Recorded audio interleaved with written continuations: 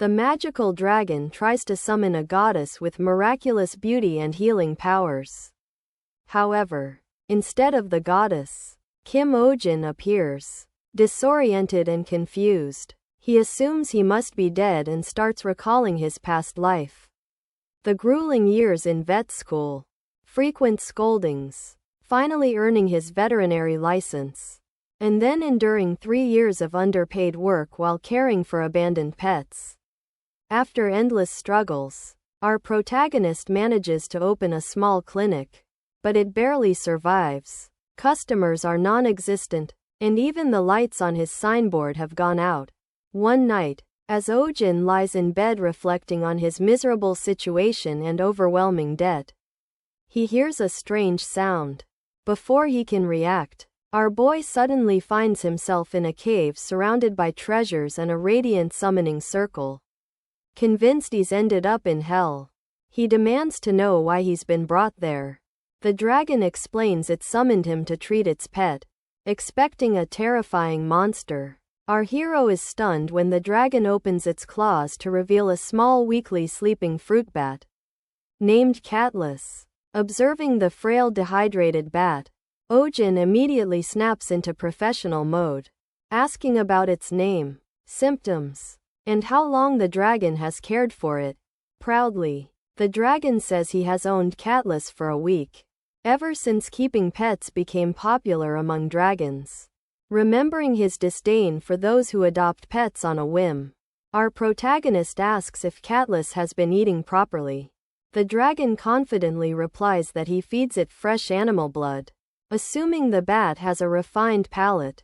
Dumbfounded, Ohjin lowers his head in disbelief, recognizing this as his least favorite kind of owner, those who know nothing about their pets.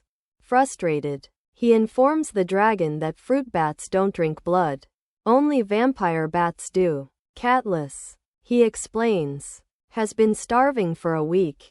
Embraced, the dragon admits it's his first time keeping a bat. Ohjin scolds him for not researching beforehand, and points out that the cave's freezing temperature could be fatal if the bat wakes from hibernation. The dragon protests that he is an ice dragon, but our boy sternly insists that this environment is still unsuitable for a bat. Feeling remorseful, the dragon lowers his head and apologizes to Catless, promising to get fruit right away and return the bat to its original home. Grateful for Ohjin's help, the dragon offers to grant him a wish as a token of thanks. He jokingly asks to be reincarnated as a rich Arab prince or a villainous heir.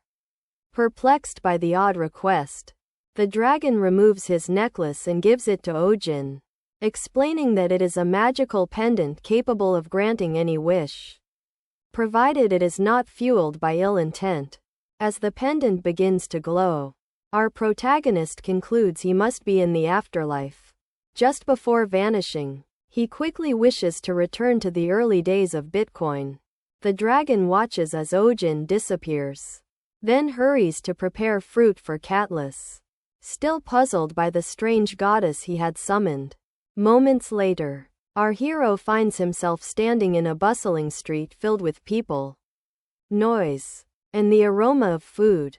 Still bewildered, he wonders if this is reincarnation or possession.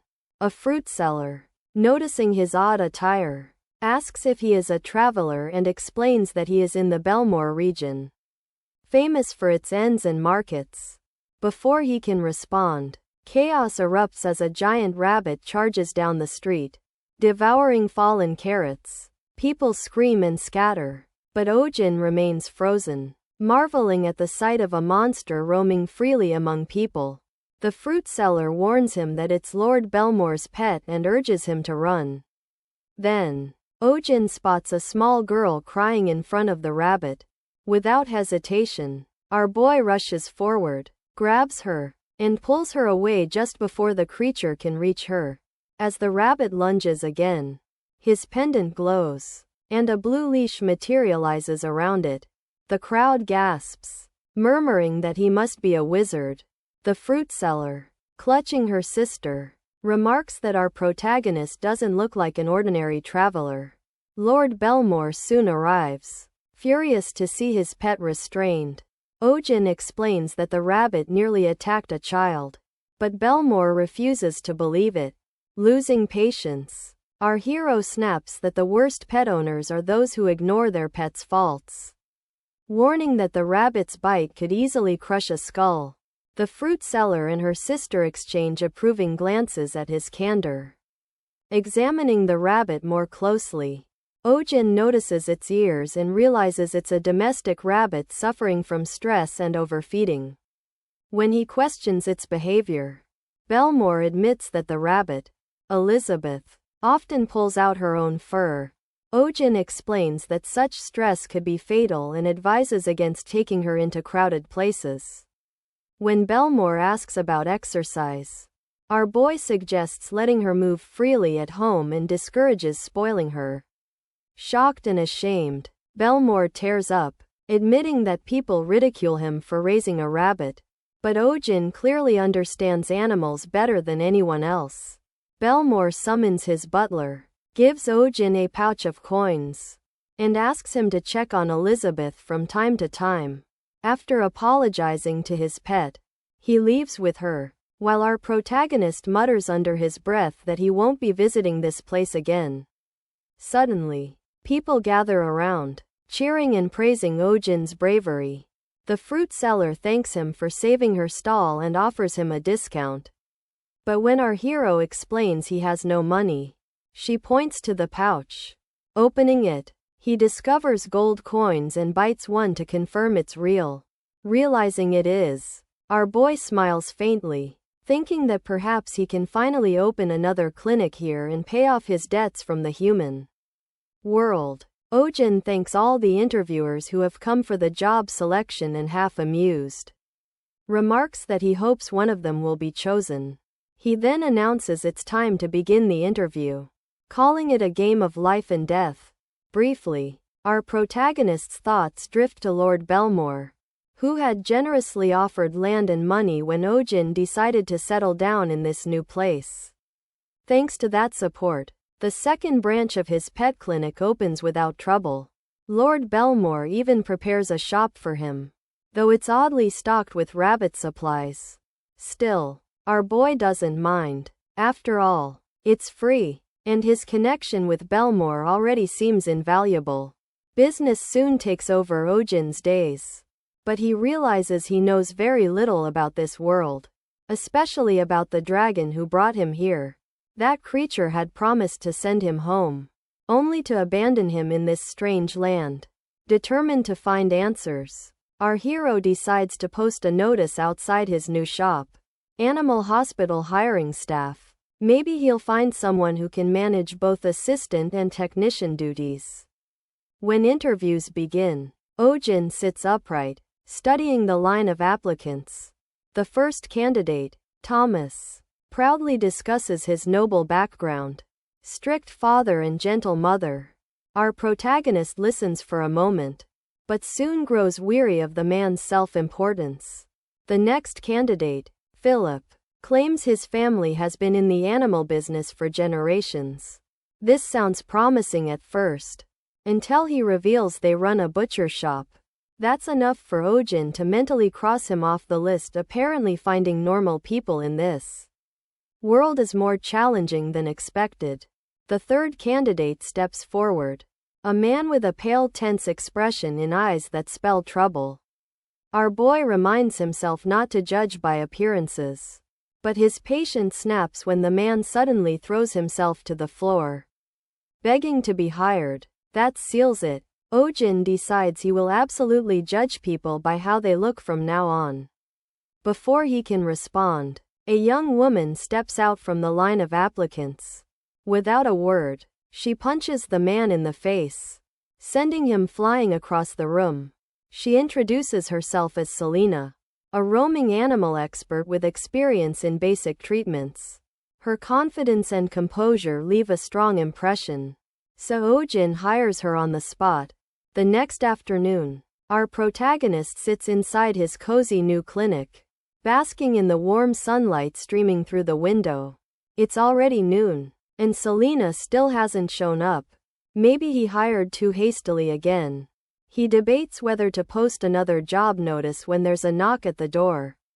Expecting his new assistant, he opens it, only to find an unfamiliar man standing there. Minutes later, the man is seated comfortably, sipping tea while Ohjin smiles politely. Inside, though, our hero is celebrating. He's finally got in his first customer, marking the first step toward paying off his debts. He thinks back to his previous clinic, the one that failed due to his short temper. He vividly remembers snapping at a customer who refused to brush their dog's teeth, yelling until his reputation as a rude and insane vet spread like wildfire. This time, however, Ohjin resolves to smile, stay calm, and charm money right out of his clients' wallets. Returning to the present, he asks about the man's pet. The stranger grins and points to his pocket, revealing a small lizard named Pojak. Our boy is almost relieved. It appears to be a normal creature for once, rather than one of the bizarre animals that usually populate this world. That relief is short-lived when the man casually admits to grabbing its tail until it fell off. Ohjin fights the urge to scold him and shifts his focus to the lizard. He carefully examines Pojak and notices its skin is dry and red. Clear signs of improper shedding. When he mentions this, the man warns that Pojak can be aggressive. Almost immediately, the little creature proves him right by spitting a burst of fire straight at our protagonist before Ohjin can react. Selena bursts through the door and knocks him aside, saving him from the attack. The flames scorch the wall behind them. Dazed and bleeding slightly from his mouth, Ohjin mutters that getting hit might have been less painful. As he regains his composure, he realizes his first patient at the new branch is a salamander, a fire-breathing lizard that can't be handled bare-handed. He wonders if the clinic even has anything fireproof. Meanwhile, the man gazes dreamily at Selena, calling her beautiful while she questions him about where he found the creature. He proudly explains he picked it up from the mountain behind the village, claiming it was love at first sight. Selena tells him that keeping a salamander is illegal, as they're endangered due to overhunting. Still, she reassures him that if they claim to be holding it temporarily for medical treatment, the authorities will likely overlook it as long as he releases the animal afterward. However, the man clutches Pojak tightly, his eyes filling with tears, and refuses to let go. Suddenly, he bolts for the door, shouting that no one can separate him from his beloved salamander. Ohjin stands in disbelief, staring at the open doorway. Selena hesitates for a moment before our hero snaps at her to go after him. And just like that, the clinic's very first examination turns into a ridiculous chase through town. A fitting beginning to another unpredictable chapter in Ohjin's new life. Ohjin sends Selena ahead to chase after the man, and the market bursts into motion. The fruit stall lady, who had just been humming about how peaceful things felt without the Lord Reverend's constant interference, quickly realizes that peace never lasts. She ducks behind her stall as the commotion sweeps by, deciding it's best to remain uninvolved.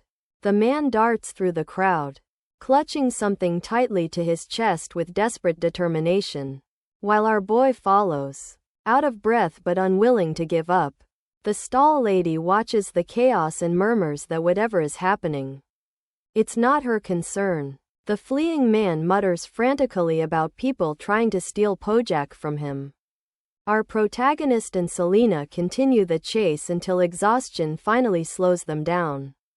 Catching her breath, she remarks that Ohjin could use more exercise, then refocuses on the salamander's urgent condition. He admits the creature's molt has layered dangerously and requires immediate help. Selena's expression hardens as she recalls the risk. A salamander that fails to molt will eventually erupt, its inner fire destroying everything nearby. There's no time to rest, they must find the creature before disaster strikes. Meanwhile, Believing he's safe, the man returns home. Relieved, he places Pojak on the table, calling it fate that they're together. His euphoria quickly transforms into artistic inspiration as he begins to sing, letting a strange melody fill the air. Suddenly panic replaces his creative mood when Pojak's body trembles and bursts into flames. In moments his home is engulfed in fire. Coughing amid the smoke, the man tries to reason with the salamander, reaching out as though affection could calm the blaze. Pojak answers with another fiery blast, the flames growing even fiercer. Selena arrives just in time to drag the man to safety, while our hero braces himself against the heat, determined to restrain the creature gone wild. He roughly thinks a fire extinguisher would be useful right about now. Then his pendant glows. When the light fades, Ohjin finds exactly that in his hand. There's no time to question this miracle. He rushes forward, dousing the flames until the salamander's resistance fades and the room falls quiet, save for the faint hiss of steam. As the fire dies away, Selena checks their surroundings. The man sits amid the ruins, muttering that the rampage must have been caused by the failed molt. He insists he'll care for Pojak better next time, his tone clinging to misplaced affection.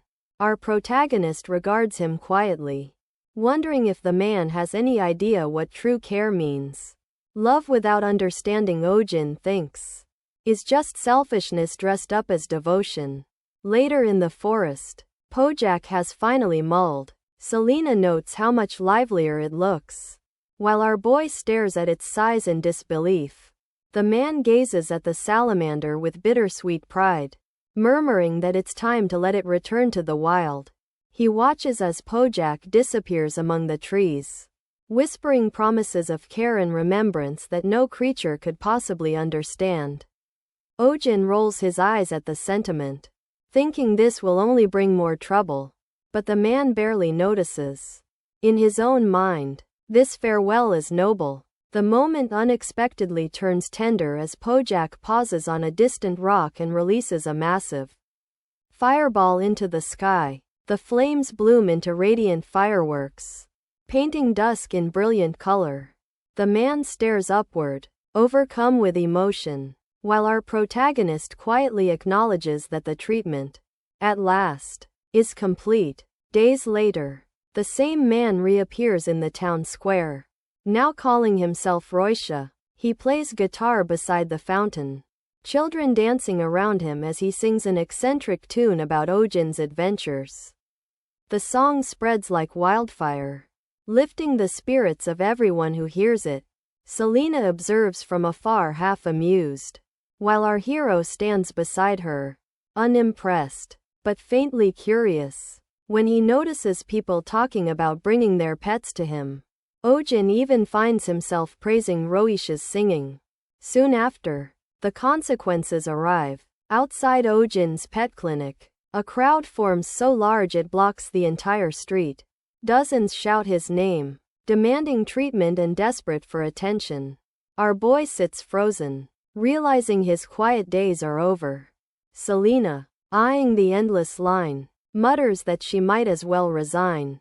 Amid the clamor and confusion, Ohjin realizes their little clinic has, quite accidentally, become the busiest place in town.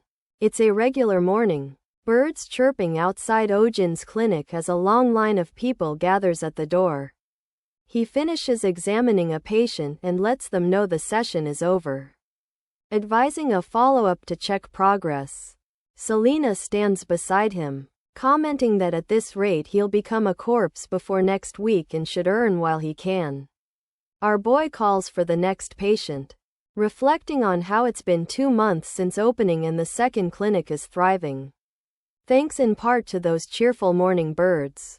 The first few days were rough with so many customers, but after seeing the earnings, things settle down. A customer pokes their head in and asks if they're still open. Selena immediately says they're closed, but Ohjin lets the person in anyway. While treating the patient, our protagonist reflects on what he's learned about this world. Outside, people chat about their pets. One mentions Coco hasn't been eating well. Another points out a cat's bloodshot eye. Dogs and cats remain close to humans here, though their illnesses can be quite different. Later, Ohjin stretches, remarking that the day has been exhausting. Selena informs him the next case is the last curious. He asks what animal it is, and Selena explains it's a shaman once used for hunting. Now popular pets, but aggressive toward anyone except their owners, leading to the highest abandonment rate. Our hero mutters that people who buy pets just to follow trends ought to disappear. He recalls hearing that shamans can grow as tall as a person's torso, with claws and teeth sharp enough to pierce a wild boar's hide. Selena warns him to be careful.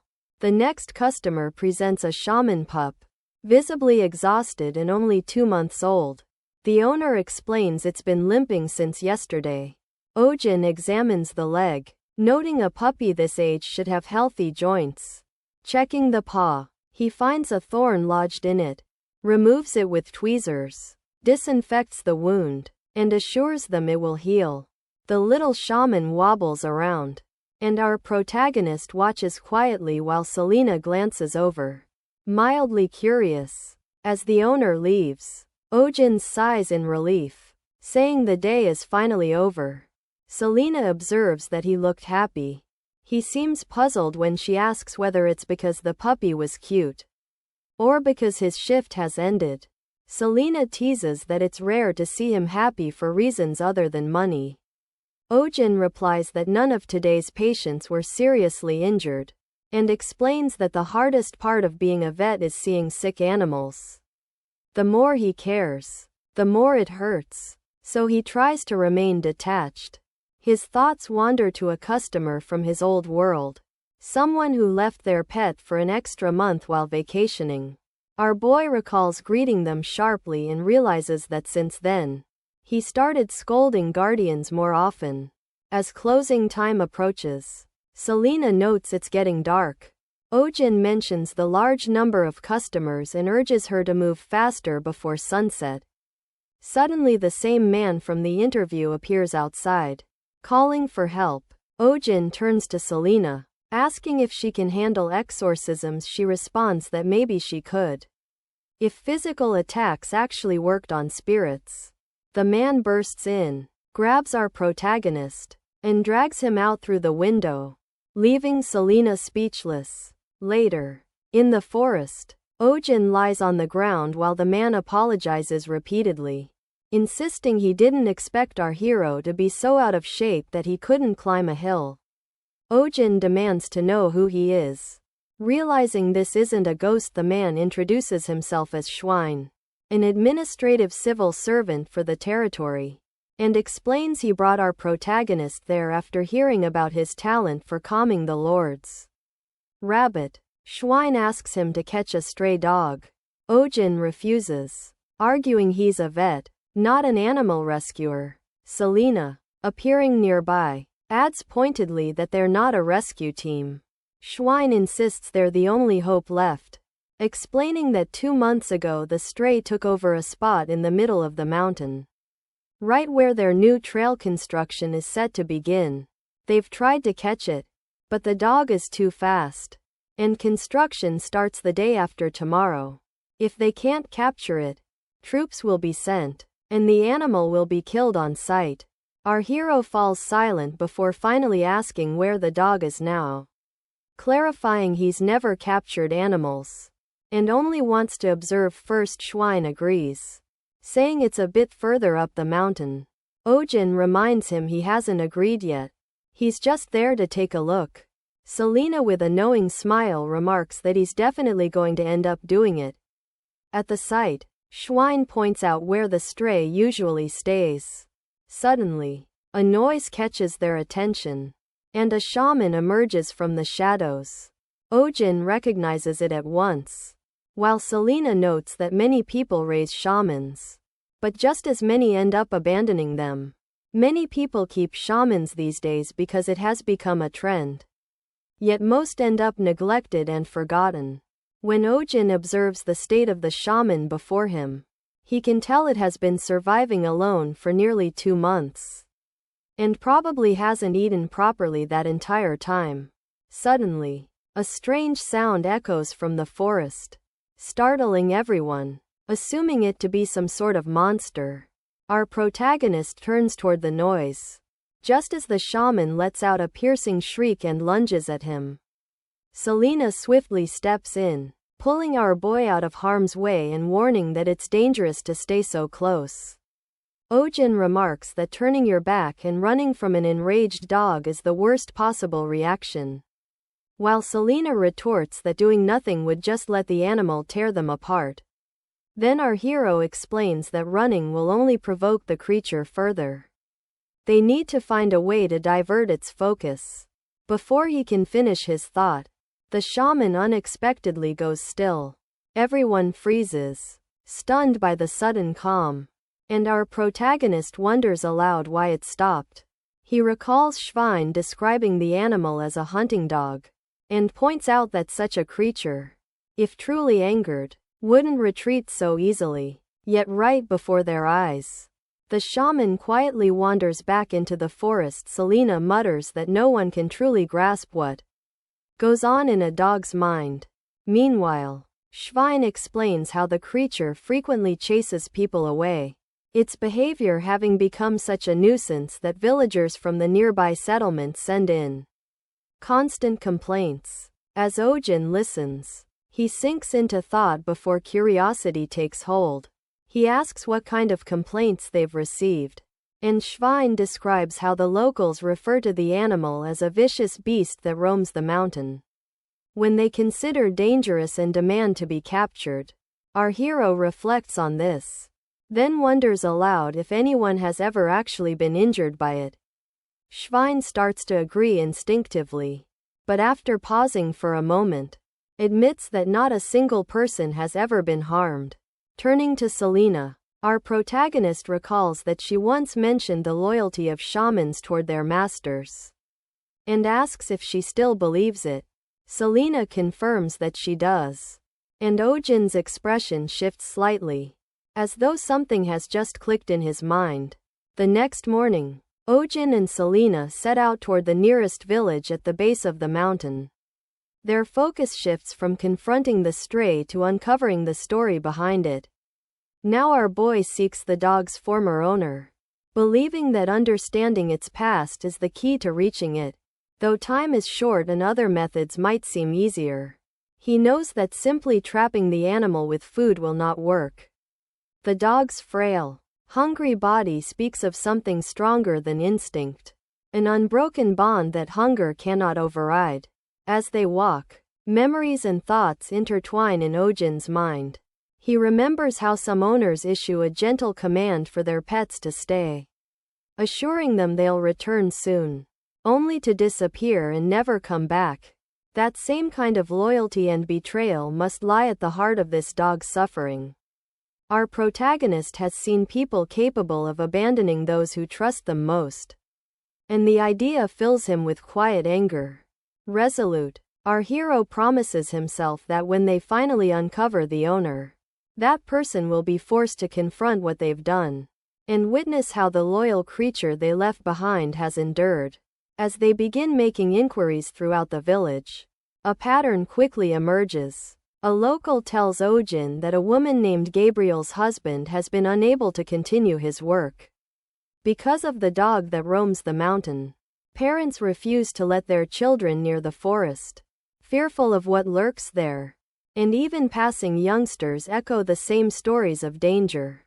An old man vaguely mutters about losing money many years ago, though his words seem disconnected from the rest still. One truth becomes clear. The entire village harbors a deep resentment toward the stray. After hours of questioning, our boy and Selena stop at a quiet corner of the street. Weary from hearing the same fearful accounts, Ohjin begins to suspect that perhaps the dog's owner isn't from this village at all. Selena agrees, noting that if nothing else, everyone they've met shares a common hostility toward the animal. It's then that a woman with long hair approaches them, She has overheard their questions. And, with a solemn expression, mentions that they're looking for Jake, the man who wants to own the dog. She urges them to follow her and leads them toward Jake's house. Ohjin notices how distant the home is, almost hidden among the trees. And the woman explains that Jake lived alone, separated from the villagers, which is why so few people knew him. When they reach the small wooden house, she stops near a modest grave by the entrance, and quietly reveals that Jake died 2 months earlier in a landslide. She explains he had no family, and that she herself arranged the funeral. Furthermore, she insists that Jake never abandoned his dog. He simply never made it back. The woman also confesses she once tried to bring the dog home but failed. And now, with sadness heavy in her tone, she begs them to help the animal, whom she calls Max. The weight of her words sinks deeply into Ohjin. A quiet remorse fills him as he realizes how wrongly he had judged the situation. Our hero offers a silent prayer for Jake's peace, expressing his regret, and makes a firm promise that they will save Max, no matter what it requires. Later, back in the forest, Schwein remarks to the officers who have just arrived that he expected them the following day. Noting they must have finished their prior mission earlier than anticipated, he suggests postponing their current task to kill Max until tomorrow. But the officers dismiss the idea. One of them insists there's no reason to wait, and that the matter should be handled immediately, since the villagers already despise the dog. He reasons no one will object if they ended a day ahead of schedule. Back at Jake's house, Ohjin steps inside and immediately notices the scent of herbal medicine lingering in the air. A clear sign that Jake was a herbalist. Selena suggests taking anything carrying the owner's scent for now, and points towards some clothes hanging nearby. Our hero's eyes drift to a photo frame on the shelf, showing Jake and Max together. He wonders what could have happened to someone who cared so deeply for his dog. Then Selena notices a photograph on the wall and points it out. It's a picture of a mandrake. She remarks that Jake must have been searching for one. Our boy recalls seeing a mandrake in a movie once, and Selena explains that it's the plant that screams, a rare and extremely difficult specimen to collect. Both remember the strange noise from the forest the previous day. Despite its danger, the mandrake is incredibly valuable, something every herbalist dreams of finding. Meanwhile, Max sits in front of his cave, staring at the sky, lost in thought as he remembers his owner. It was raining that day when he and Jake took shelter inside the cave. Jake laughed at the sudden downpour, wondering if they should wait until it stopped before heading out. Lighting a fire, he placed a woolen blanket over Max, telling him to stay still or he'd catch a cold. Max cuddled close, and Jake, though exhausted, smiled and said they were lucky to have found shelter. While looking around, Jake noticed a plant growing near the cave wall. Recognizing the shape of its leaves, he realized it was a mandrake. Astonished, he admitted he never thought he'd see one outside of books. Excited, he decided to return home to get his gear, telling Max to wait and promising he'd be right back. Max barked softly, but Jake reassured him it wasn't far. Smiling, he stepped out into the rain. Then, a sudden landslide of massive rocks came crashing down, killing him instantly. Time passed. The fire in the cave died out, but Max continued to wait faithfully. The next week some tourists passed by. One of them noticed the dog had been there for a while. They assumed he'd been abandoned and, feeling pity, decided to feed him. But when they approached, Max shrieked and backed away in fear, driving them off. Startled, the tourists left, muttering that the dog was dangerous and that it was no wonder the owner had left it. Max returned to the cave and sat again, waiting for Jake, unaware he would never return. In the present, as Max recalls Jake, the officers approach. One suggests there's no need to rush since it's getting late. They should head to the lodge soon. Standing before Max, they ready their tranquilizer darts. Enough to take down a shaman. Schwein pleads with them to wait 1 more hour, explaining that he's hired someone to help rescue the dog. From what Schwein has seen, Max has never hurt anyone and is simply a dog with a story. The officer, unmoved, says they aren't there to listen to a dog story. Their job is to protect the residents, and that's all that matters. As he raises his gun and aims, Max pants heavily. Just as the officer is about to pull the trigger, Selena and Ohjin arrive, stopping him. Selena insists they must rescue the stray, not harm it. At that moment, Max sees an illusion of his owner standing before him. Smiling gently, the figure tells him that he's come to get him and that Max has waited a long time. Overcome with joy, Max moves forward, tail wagging, believing his owner has finally returned. Our protagonist steps closer, his voice low and soft as he admits he isn't the one Max has been waiting for, but tells him it's time to go home. A lone night settles over the forest, where a deer runs for its life, chased by a wild creature whose glowing yellow eyes cut through the darkness. Its sharp shriek echoes through the trees, shattering the stillness of the woods. By morning, the quiet inside Ohjin's clinic is disrupted as a customer bursts in, frantically begging for help with their pet. Our hero looks down to find a ping panda so overweight it can hardly roll over. He mutters in disbelief while the owner insists the panda has grown weak and barely eats. Only 7 meals a day now. Ohjin sighs, warning that if it doesn't regain a healthy weight, it could fall gravely ill. The owner looks shocked, unwilling to believe it, and our boy calls for the next patient without another word. Schwein steps in with his usual courteous smile, greeting our protagonist politely. The sight of him reminds Ohjin of Max, the dog that once came down from the mountain after losing his owner.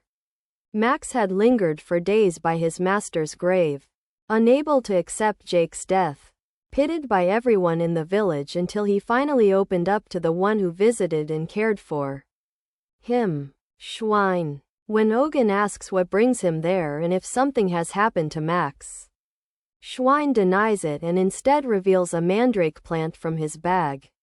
Selena notices something odd about it. Its root is exposed above the soil. Unlike most mandrakes that prefer to stay buried deep, Schwein explains that Jake, before his passing, had discovered the mandrake and decided to keep it as a memento. Yet, when they tried to replant it, the mandrake kept forcing itself out of the ground, screaming endlessly day and night until everyone in the village was forced to wear earplugs. Some even suffered ruptured eardrums. Selena mentions that such behavior can happen, as mandrakes are known to be temperamental about their surroundings. Schwein sighs that the plant has become impossible to manage, noting that it is quiet now only because it is asleep. But once it wakes, chaos begins. He pleads for Ohjin to take it.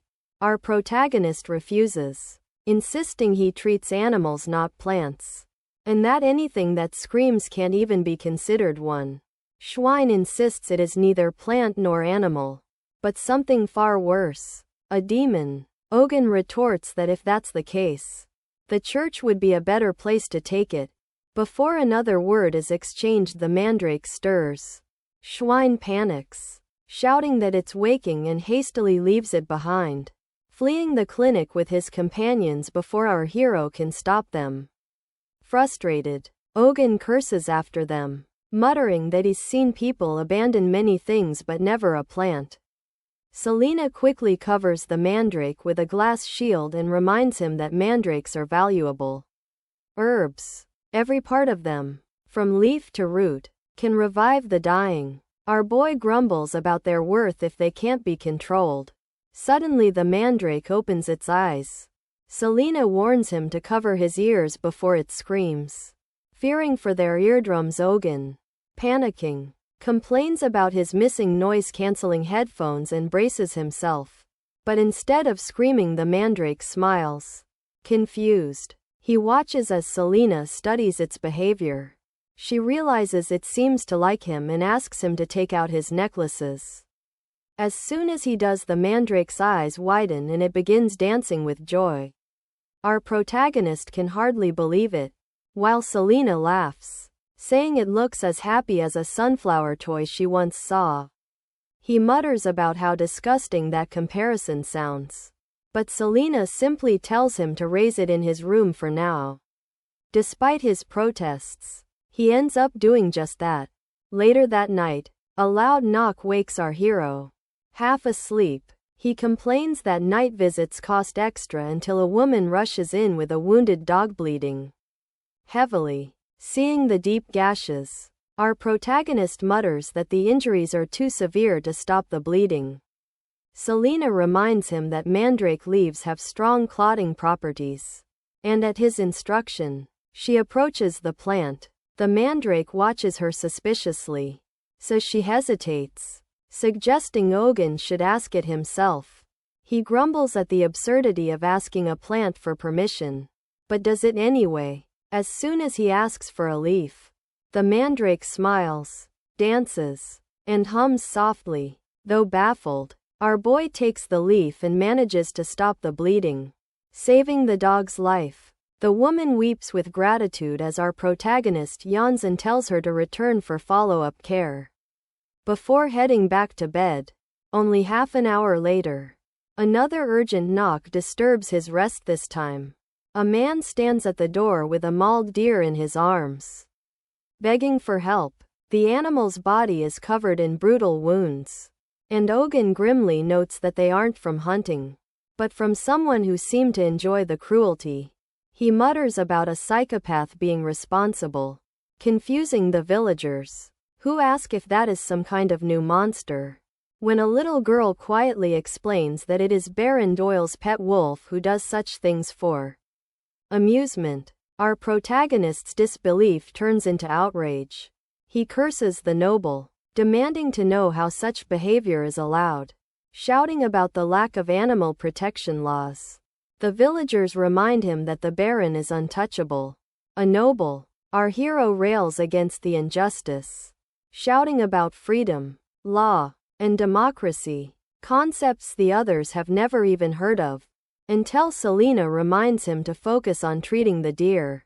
A week later, chaos erupts outside the clinic. A large crowd gathers, all shouting for the doctor to save their pets. Exhausted and overwhelmed, Ohjin joins the uproar, ranting that he can't live like this anymore and calling for a class revolution. Our boy leads the crowd toward Doyle's mansion, chanting accusations against the Baron, and demanding justice for the abused animals until the Baron's guards arrive. When they ask for our protagonist, he mutters that their intelligence is scarily fast and steps forward, claiming his name. To his surprise, the guards bow and respectfully escort him to the castle. Inside, he finds a massive bloodfang wolf flying on the floor, gravely wounded. Baron Doyle stands beside it, desperate, begging Ohjin to save his beloved pet, promising anything in return. Our hero and Selena stand frozen, stunned by the sight of the very creature that had caused so much suffering. After a week of beast attacks, the townspeople gather, whispering about a magical creature spotted in the western forest. Rumors spread that the banished wolf has been killed and a giant man-eating monster now stalks the woods, attacking people after preying on animals. Fear sweeps through the crowd. Some believe the village is doomed and talk of fleeing to the lower settlement. Others insist there's no need to worry since Baron Doyle has launched a monster subjugation operation. They mention a massive trap set in the forest and soldiers patrolling day and night.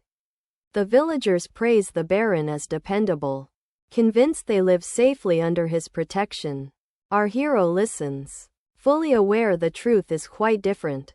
He recalls seeing the Baron weeping and shouting for his men to catch the monster that attacked his child, while his servants worked to calm him and quietly handled the situation. To Ohjin, the scene resembles media manipulation from his own world. Selena stands beside him, noticing the wary look on his face. Our protagonist reflects that most of the injured animals brought to the clinic were attacked near the eastern forest, close to the village, while the incident with the Baron's wolf happened deep in the west. Despite this, the Baron's men continue to focus their search on the western woods. Ignoring the east entirely, Selena finds it suspicious as well. The villagers rarely set foot in the western forest, a place rumored to be haunted.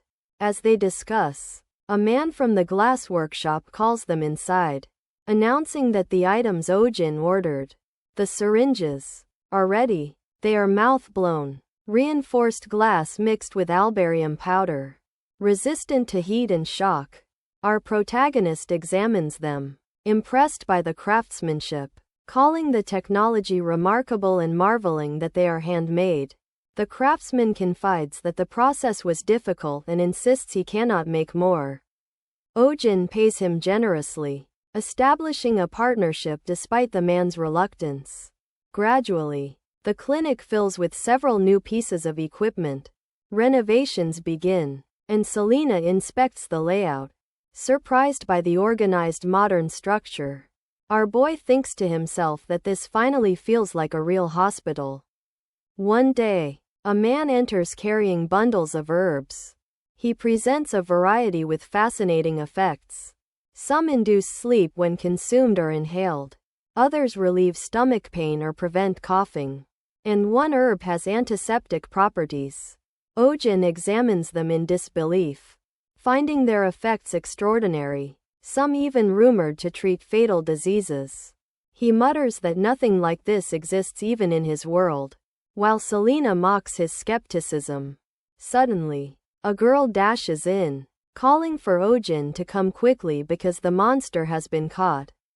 In the forest, soldiers, hounds, and Baron Oilstand gathered around the shattered trap, a roaring sound echoing through the trees.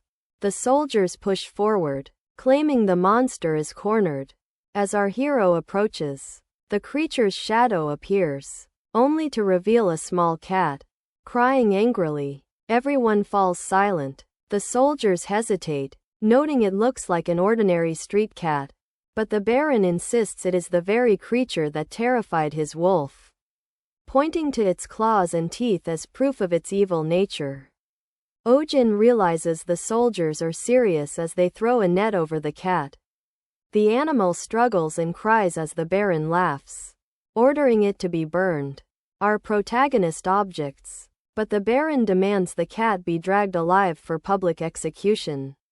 Watching the terrified animal, our hero is reminded of his own world, where a man once brought an injured cat to his clinic, explaining he used to feed it in the shopping district before someone hurt it.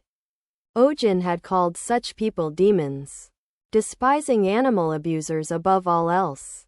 Back in the present, the cat tears through the net, sending the soldiers into a panic as they shout to trap it again. Suddenly, our boy gets an idea. He yells for everyone to cover their mouths and noses, then points at the cat's forehead. A scar shaped like the letter M glows faintly above its brow. He declares it the mark of a great demon, the one that brings global plague, the mark of Corona, the great pandemic. Ohjin declares the cat to be a demon, the very embodiment of the great plague, claiming the infection first spread through rats, then passed to a cat that devoured the infected rodents and absorbed their dark magic, becoming an even stronger carrier of disease. According to our protagonist, this cat is the source of the coming disaster. Once the illness begins to spread, he warns half the population will disappear. The people, already ready to kill the cat, listen in disbelief. The soldiers scoff at his claim and even Baron oil presses for the truth, doubting our hero's story. Despite their skepticism, Ohjin stands firm, recalling a world much like this one that once waged war against a similar plague. A world filled with masks, fear and chaos. He insists the creature may indeed carry demonic energy, but is still young enough to suppress. Our boy adds that in his world, a cure was found, and the same might be possible here. Turning to Selena, Ohjin silently hopes she'll back his bluff. She does, calmly explaining that with the cat's blood and the right herbs, it might be possible to create a cure. Outwardly composed, our hero worries his ruse might fail. The soldiers mock the story as foolish. But before tensions rise further, the Baron grants Ohjin a week. Within that time, he is to heal the creature and present it at the castle, after which the cat will be executed publicly. Back at the clinic, our protagonist exhales in relief, thanking Selena for her quick thinking and impressed at how convincingly she played along. She replies that she hadn't lied. Technically, a cure could be made using the creature and mandrake roots, though it would require hundreds of mandrakes. She asks why he wants to save the animal, warning that once it awakens, its strength may be impossible to control. Ohjin explains that this cat isn't the one responsible for the village attacks. He shows records of animal injuries, pointing out that the wounds differ in both size and shape from those the cat could have inflicted. The pattern suggests a completely different predator. Selena quickly realizes the truth. Magma, Baron Doyle's wolf, must have been the real culprit and the cat merely defended itself. Our protagonist agrees, but finds it suspicious that the Baron, who once hid Magma's attacks, suddenly blames another beast and starts a public hunt. He suspects the hunt is simply a cover, with the cat as the true target. Selena observes that this would explain why the Baron wanted the creature captured alive rather than killed, and why he accepted Ohjin's shaky explanation so easily. The remark about his clumsy lie irritates our hero, but his attention soon shifts to the cat's wounds. The scar on its forehead isn't a normal injury, and old marks along its legs suggest long-term suffering. He resolves to uncover the truth about what this creature has endured. Selena watches him closely, realizing he isn't the greedy and different vet she once believed him to be. There's a gentleness in the way he handles the animal, until our boy suddenly hugs the cat, burying his face in its fur and calling it soft and warm. The scene erases Selena's old impression, convincing her that Ohjin is simply insane, while the nearby mandrake smolders with jealousy. The next morning, eerie cries echo from outside the clinic. Townsfolk gather, whispering in awe and fear about the strange sounds. Rumors spread rapidly, claiming our hero is battling a demon and purifying the source of the plague. Within hours, public opinion transforms him into a legend, a wizard from another world.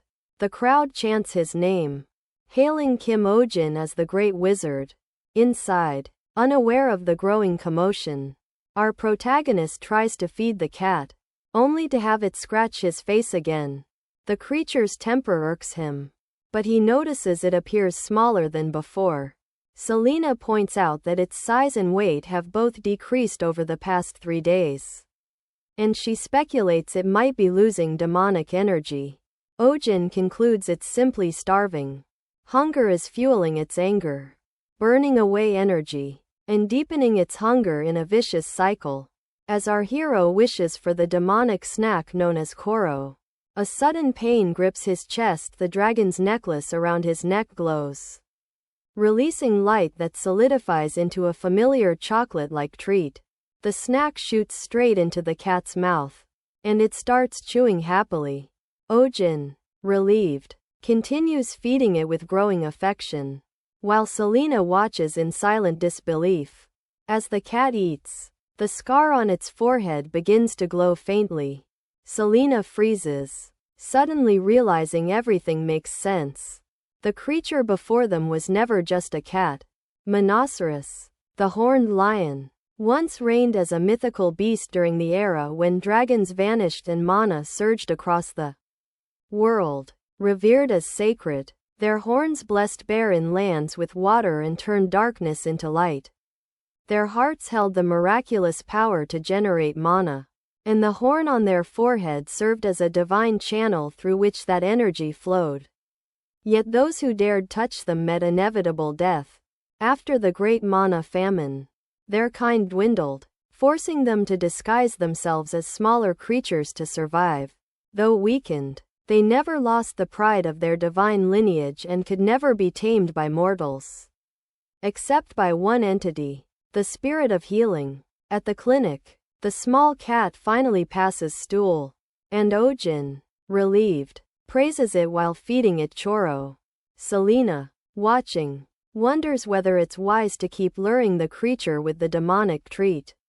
That same night, at Baron Doyle's mansion, a spy reports to him that the cat has been eating obediently, and that our boy holds it in his arms like a child.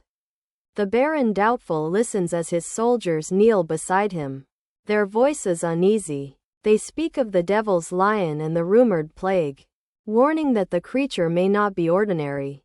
They recall that no human has ever tamed a rhinoceros, even a weakened one. In the worst cases, the mana inside their bodies can corrupt into poison, turning them into living bombs.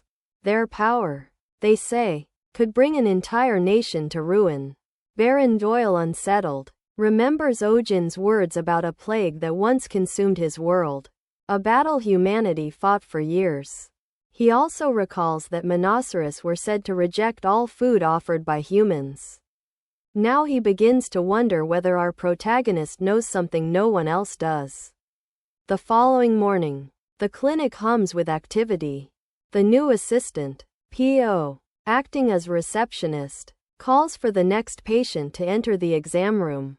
The space feels lively and organized, just as a proper clinic should. Meanwhile, Selena scalds a noisy patient whose animal refuses to stay still. Her irritation grows, and in a flash of temper, she silences the commotion with magic, startling everyone. Ohjin watches, horrified as she repeats her spell on another customer, creating chaos inside the clinic. Then, without warning, Selena requests a sudden half-day leave and disappears. Again. Later, our protagonist discovers her handwritten note declaring her absence without leave. The sloppy calligraphy only fuels his frustration. He rants that even real veterinarians wouldn't act so unprofessionally. Desperate for help, that's why he calls on P.O., a nearby acquaintance, to fill in temporarily. To his surprise, P.O. proves exceptionally capable, handling clients, lifting supplies, and maintaining order with cheerful diligence. Her work ethic impresses our hero so much that he starts considering her for a permanent position. Amid the busy day, Ohjin notices something odd. The clinic, normally filled with animal noises, has suddenly fallen silent. The next morning, the mystery reveals itself when a familiar patient returns. Ping Pong the hamster. Ohjin stares in disbelief. The creature that once weighed barely half a kilogram now appears 10 times larger, nearly the size of a small dog. He wonders aloud if it's turned into a panda. The owner corrects him, calling it a flopper dog. Only then does our boy realize that in this world, hamsters go by a different name. The owner, puzzled by his reaction, asks if he knows what a flopper is. Ohjin tries to cover up, but P.O. steps in smoothly, explaining that he comes from another world, which is why he uses different terms, and why his medical knowledge surpasses local understanding. Flattered, our protagonist listens as the owner concludes that he must have studied abroad. Proud and amused, he immediately hires P.O. as a permanent staff member. Turning back to Ping Pong, Ohjin examines its oversized body. The creature appears healthy, though its unusual color and size raise questions. He speculates it may have absorbed some sort of growth magic. As he observes, the cat beside him grows visibly jealous and leaps toward the hamster. The moment it makes contact, Ping Pong splits into 3 identical copies. Everyone in the clinic freezes. Ohjin struggles to process what he's seeing, mentally protesting that it violates every law of physics he knows. The owner, overjoyed, hugs the three creatures, declaring that after years of loneliness, Ping Pong finally has a family. One of the smaller copies bolts across the room, triggering a chaotic chase through the clinic. The creatures' tiny bodies make them impossibly fast, adding to the commotion. Selena suddenly returns, appearing out of nowhere. With effortless precision, she captures all three, two in her hands and one between her teeth, and declares them to be bloops. When questioned about their origin, the owner admits he received the creature as a gift from his father. Unaware of its true nature, Selena decides to keep them for observation, assuring the owner that no harm will come to them. Ohjin adds that the clinic never engages in unethical experiments, and that nothing happens without a guardian's consent, though inwardly he wonders why he's the one making moral speeches. Later that evening, Selena explains that bloops aren't natural creatures at all, but artificial beings created by a mad mage long ago. Our hero is astonished, realizing even this world has its own unhinged scientists. Selena insists the mage wasn't entirely evil, just misguided, and that his creations, though unstable, were never meant to harm. Ohjin comments that bloops were supposed to have vanished a century ago, and is surprised to encounter one after so long. Curiosity gets the better of him, and he casually asks Selena just how old she is. Before she can reply, a strange gurgling sound comes from the skungja nearby. Our protagonist turns toward it in concern, only for a knock to interrupt him. From behind the door, a soldier's voice announces that Baron Doyle has arrived. As Lord Baron steps into Ohjin's clinic declaring that he'll bring out the monster, our protagonist is swept by quiet panic, torn between hiding the cat or helping it escape within the week. He hasn't had time to prepare. Every moment has been consumed by caring for the creature.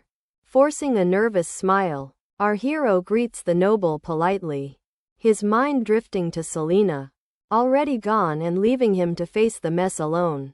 The Baron sits heavily, uninterested in pleasantries, refusing even the offer of tea and demanding to see the monster immediately.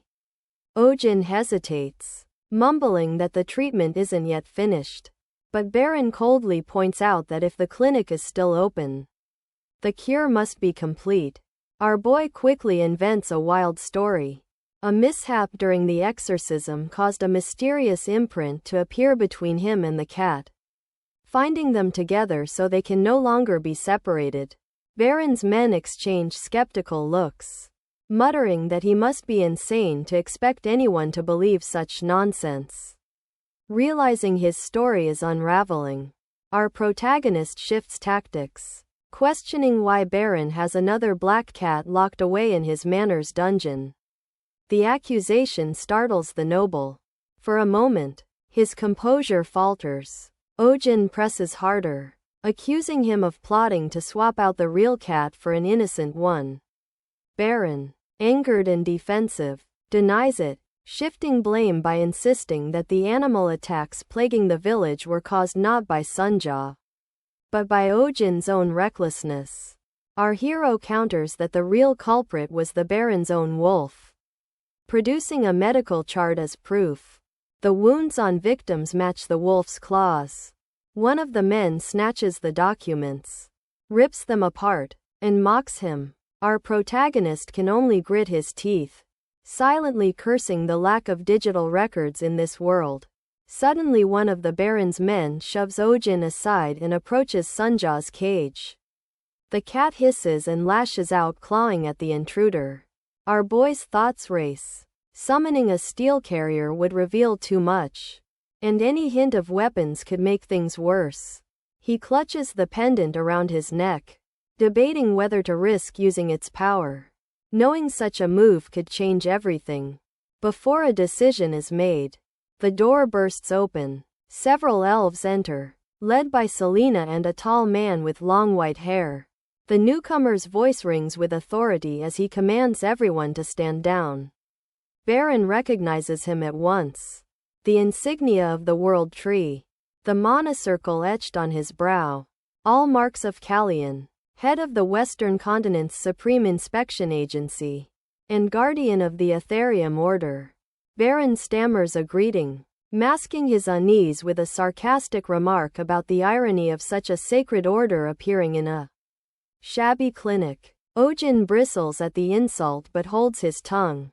Kalyan announces that they have come in response to reports of an endangered divine beast. Our hero stares, briefly distracted by how unreal the elf seems. As if a movie character had come to life. It dawns on him this must be the reason Selena vanished for days. When she passes the cage to Kalyan, realization strikes. Her faintly pointed ears had always been a clue. She too is an elf. Selena warns her superior to be careful, insisting the cat is dangerously fierce. Kalyan begins an incantation, surrounding Sunja in a sphere of blue light. As the creature rises weightlessly, he examines the wound on its crown, noting it resembles the cross-section of a world tree branch. The mark left by a mana extractor, a device used to drain the essence of sacred beings. His calm demeanor fades into anger as he turns to Baron, demanding to know if he was the one who severed Sunja the Monocerous's horn. The noble trembles, protesting his innocence, then flees in panic when pressed further. Our protagonist watches in awe, realizing the power and influence of elves here even surpassed those of the nobility. He can't help but feel exhilarated by the display. Kalyan, meanwhile, remarks that only a handful of weapons could injure a divine beast and promises the truth will be uncovered soon. He thanks Ohjin for protecting the creature and announces that they will take the Monoceros under their care. Before they can act, Sunja's energy surges. The cat shatters the magical barrier, bolts forward, and buries itself in our hero's arms, pressing close as if terrified to leave him. The elves freeze in disbelief. A sacred being seeking comfort from a human. Sunja clings to Ohjin's necklace, body trembling. Kalyan's gaze narrows as he studies the pendant, recognition dawning in his eyes. He murmurs to his companions that the rumors are true, and that the implications are greater than expected. Our protagonist feels uneasy under the scrutiny. It's the same look his university professor gave him before trying to recruit him for graduate school. Even Selena now watches him with unreadable eyes. After a pause, Kalyan decides to entrust Sunja to Ohjin, explaining that although standard procedure would be to bring both human and beast to headquarters for investigation, Selena's presence inspires enough trust she only shrugs, her boredom apparent. Our boy can't help but question her lack of enthusiasm, wondering how she manages to remain so calm through everything. Kalyan performs another spell, conjuring a delicate necklace and placing it around Sunja's neck. The charm glows faintly with protective magic, designed to help the creature regain power in place of its lost horn. Sunja squirms, clearly irritated by the adornment. One of the elves explains the enchantment also contains an emergency signal, allowing them to sense instantly if the creature falls into danger. Ohjin marvels at their magical sophistication. It's practically an automatic rescue system. Kalyan then produces a ring and presents it to our hero as a token of gratitude, explaining that it shares the authority of the Celestian family, along with similar protective magic. Ohjin accepts hesitantly, half honored, half anxious about what burdens the gift might bring. Kalyan smiles kindly and insists on placing it himself. Though awkward, our protagonist allows it. The elves murmur their approval, noting the ring suits him perfectly. He glances at the shining band on his finger, still uncertain what sort of fate he's just stepped into. Kim Ohjin has been single since birth, and now the first ring of his life sits on his hand. An elf's ring glowing faintly with magic that feels far too suspicious. Something about it makes him uneasy. He tries to decline politely, apologizing and saying he can't accept such a gift. Kalyan, puzzled, asks why, but our hero explains that as someone who works with his hands, accessories just get in the way. Kalyan suggests he think of it as armor rather than jewelry, though inwardly he notes that Ohjin seems completely out of touch. Still, our protagonist holds firm, repeating that wearing anything on his hands would interfere with his work as a doctor. Kalyan doesn't argue further. Instead, he murmurs a short chant, and the ring dissolves into light, reshaping itself into a tattoo on Ohjin's finger. It looks unexpectedly cool. Kalyan instructs him to place the emblem over his heart and say his family name. When Ohjin does, his finger glows, and a holographic projection of Kalyan appears before him.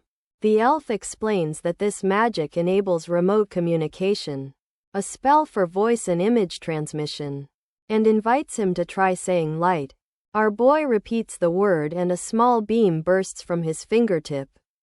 The elves watch with faint amusement as he waves his hand excitedly, genuinely impressed by the spell. Kalyan assures him there are other functions he'll discover over time, but the most important is the protection enchantment bound within it. Ohjin expresses his gratitude, still unsettled by how the ring transformed into a tattoo that feels so advanced. Selena looks on, faintly amused, recalling how adamantly he refused the ring but now seems pleased with the result. Kalyan's attention shifts to the necklace around our protagonist's neck, and curiosity flickers across his face. When Ohjin explains it came from a dragon, the elves are stunned. Dragons are believed to have vanished 1,000 years ago. He clarifies that he heard the same, but explains he once treated a dragon's sick pet as a healer. In return, the dragon gave him the necklace and promised to send him home. But instead, Ohjin ended up in this world by mistake. Realizing once again how deeply everyone here understands magic, our hero asks if anyone knows how to send him back. Before he finishes, all three elves stare at him wide-eyed, then kneel. They begin chanting reverently to the spirit of healing, thanking fate for granting them the honor of meeting him. Ohjin freezes in bewilderment. They really think he's some kind of divine being. Our boy protests, insisting they're mistaken. He's just an ordinary human caught up in a dragon's error. And the dragon's pet wasn't even seriously ill, just neglected. Kalyan, however, points out that he still received a necklace imbued with a dragon's power. Ohjin mutters that he only accepted it for travel expenses after being thrown into another world. Against his will, Kalyan takes his hand solemnly and explains that their world faces a grave crisis. Mana, the sacred energy sustaining all life, is fading. Once it flowed abundantly, but since the dragon's extinction, it has dwindled, causing divine beasts to vanish and the very world to wither. If the depletion continues, the next generation won't survive. To combat this, the world's leaders formed the Ethereum Order, an organization dedicated to preserving mana and restoring balance. Our protagonist, half listening, interprets it as something like a magical environmental agency. Kalyan continues, saying that ancient legend speaks of the spirit of healing, of being bearing a dragon's authority who would one day save the world. When he says this, all eyes turn to Ohjin. He points to himself in disbelief, asking if they really mean him. Kalyan nods solemnly, confirming that they have awaited his arrival for centuries. Our hero tries to explain again that they're completely mistaken, but the elves are already bowing deeply, pledging their lives in service to the spirit of healing. The Celestian family and the Ethereum Order both vow to protect him. Our protagonist feels the weight of their devotion crushing down, his thoughts spinning. He wants to scream that it's all nonsense, that the dragon who brought him here must have been insane. Inwardly, he curses the creature, wondering what kind of joke this is. The next morning, the chaos of divine misunderstandings gives way to the familiar routine of his clinic. A customer arrives carrying a flying fish and explains it can no longer fly. Ohjin examines it carefully and determines that its nutrition is fine. It's simply aging. The owner looks disappointed, asking if there's any way to slow the process or help it regain flight. Our protagonist gently explains that aging is natural and inevitable, something that must be accepted. The owner hesitates, then confides that her bedridden father has loved flying fish all his life. He once raised several, but since falling ill, they've weakened one by one. And now only one, Lumi, remains. She was the mother's proposal gift. Decades ago, when her father asked her mother to marry him, he released Lumi into the night sky, her glowing fins sparkling like a star. Back then, flying fish could emit light as they soared, making them prized companions for festivals and celebrations. Listening, Ohjin thinks that proposing with a fish instead of a ring sounds tacky. While Selena explains it was once considered romantic, the owner smiles faintly, admitting it isn't anymore. She continues, saying that after her mother's passing, her father's health declined, and now he spends his days in isolation, caring for his remaining fish. Recently, the owner's father confessed that if Lumi loses her ability to fly, he'll have no reason left to live. Our boy recognizes the sorrow behind the story, like the last leaf clinging to a branch before winter. Selena, unmoved, casually suggests buying new fish, which shocks him with her lack of empathy. The owner, close to tears, begs our hero to heal Lumi, to save her father from despair. But our protagonist can only repeat that Lumi is perfectly healthy. She's simply growing old, and even magic cannot stop time.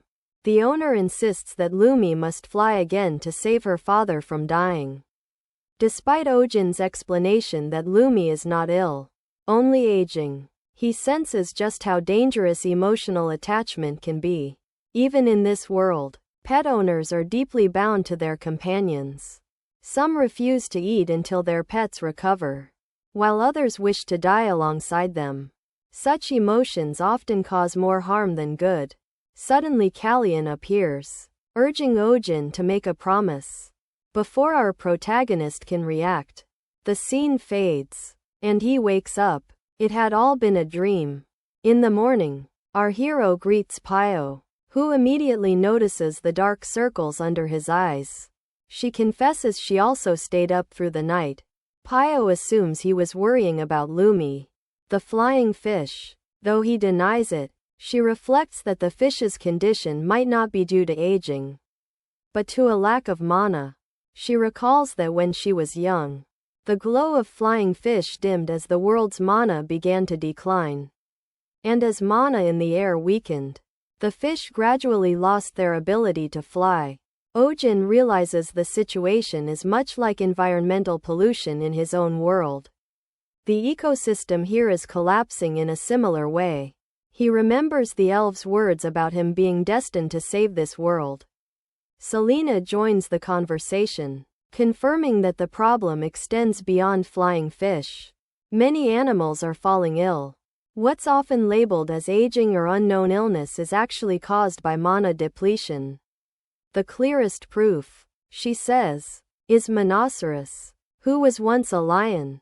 Our boy recalls that Sancha was originally a lion as well, and though she looks adorable as a cat now, he wonders what her true form was like. He pictures her grooming herself in the same way, even as a lion. A thought occurs to our protagonist. He asks Pio what illness typically affects guardians of the flying fish. She recalls it as a condition that weakens bones, causing easy fractures. Ohjin asks Selena about the usual medicine prescribed. She names bloomroot for bone healing, bloodroot for pain relief, and other supportive herbs. When he asks about side effects, Selena mentions that bloodroot causes fatigue and nerve dulling over time. Our hero immediately recognizes this as the issue and requests a medicine to counter those effects. Selena replies that such a medicine exists. but it cancels out the original effects. Still, our boy insists on knowing how to make it. Selena gestures behind her, and our protagonist realizes she means the mandrake. As he approaches, the mandrake frowns. Ohjin explains that he only needs a few leaves. But the plant suddenly screams so loudly that everyone, Selena, Pio, and our hero, covers their ears. The mandrake starts crying, leaving him frustrated. Pio suggests that perhaps it feels neglected since he's been focused on Sunja lately. Our protagonist admits that he feels awkward around plants. Pio advises him to give it a name at least when he hesitates. The mandrake cries even louder. Defeated, he names it Kim Mandal. Immediately the plant stops crying and begins dancing happily. Ohjin takes 2 leaves, thinking to himself how unsettlingly affectionate the plants and animals of this world are. Selena quietly observes, then asks to see his necklace. She examines it, finding nothing unusual. When she puts it on and tries to pet Sunja and Mandal, both react aggressively. Selena concludes that the necklace is bond works only for Ohjin. She asks how he activates its power, and he explains that focusing his thoughts creates a tightness in his chest, which then releases energy. Selena realizes that this power might be linked to his heart. Ohjin adds that touching the necklace draws the creatures to him, as if they're expecting food.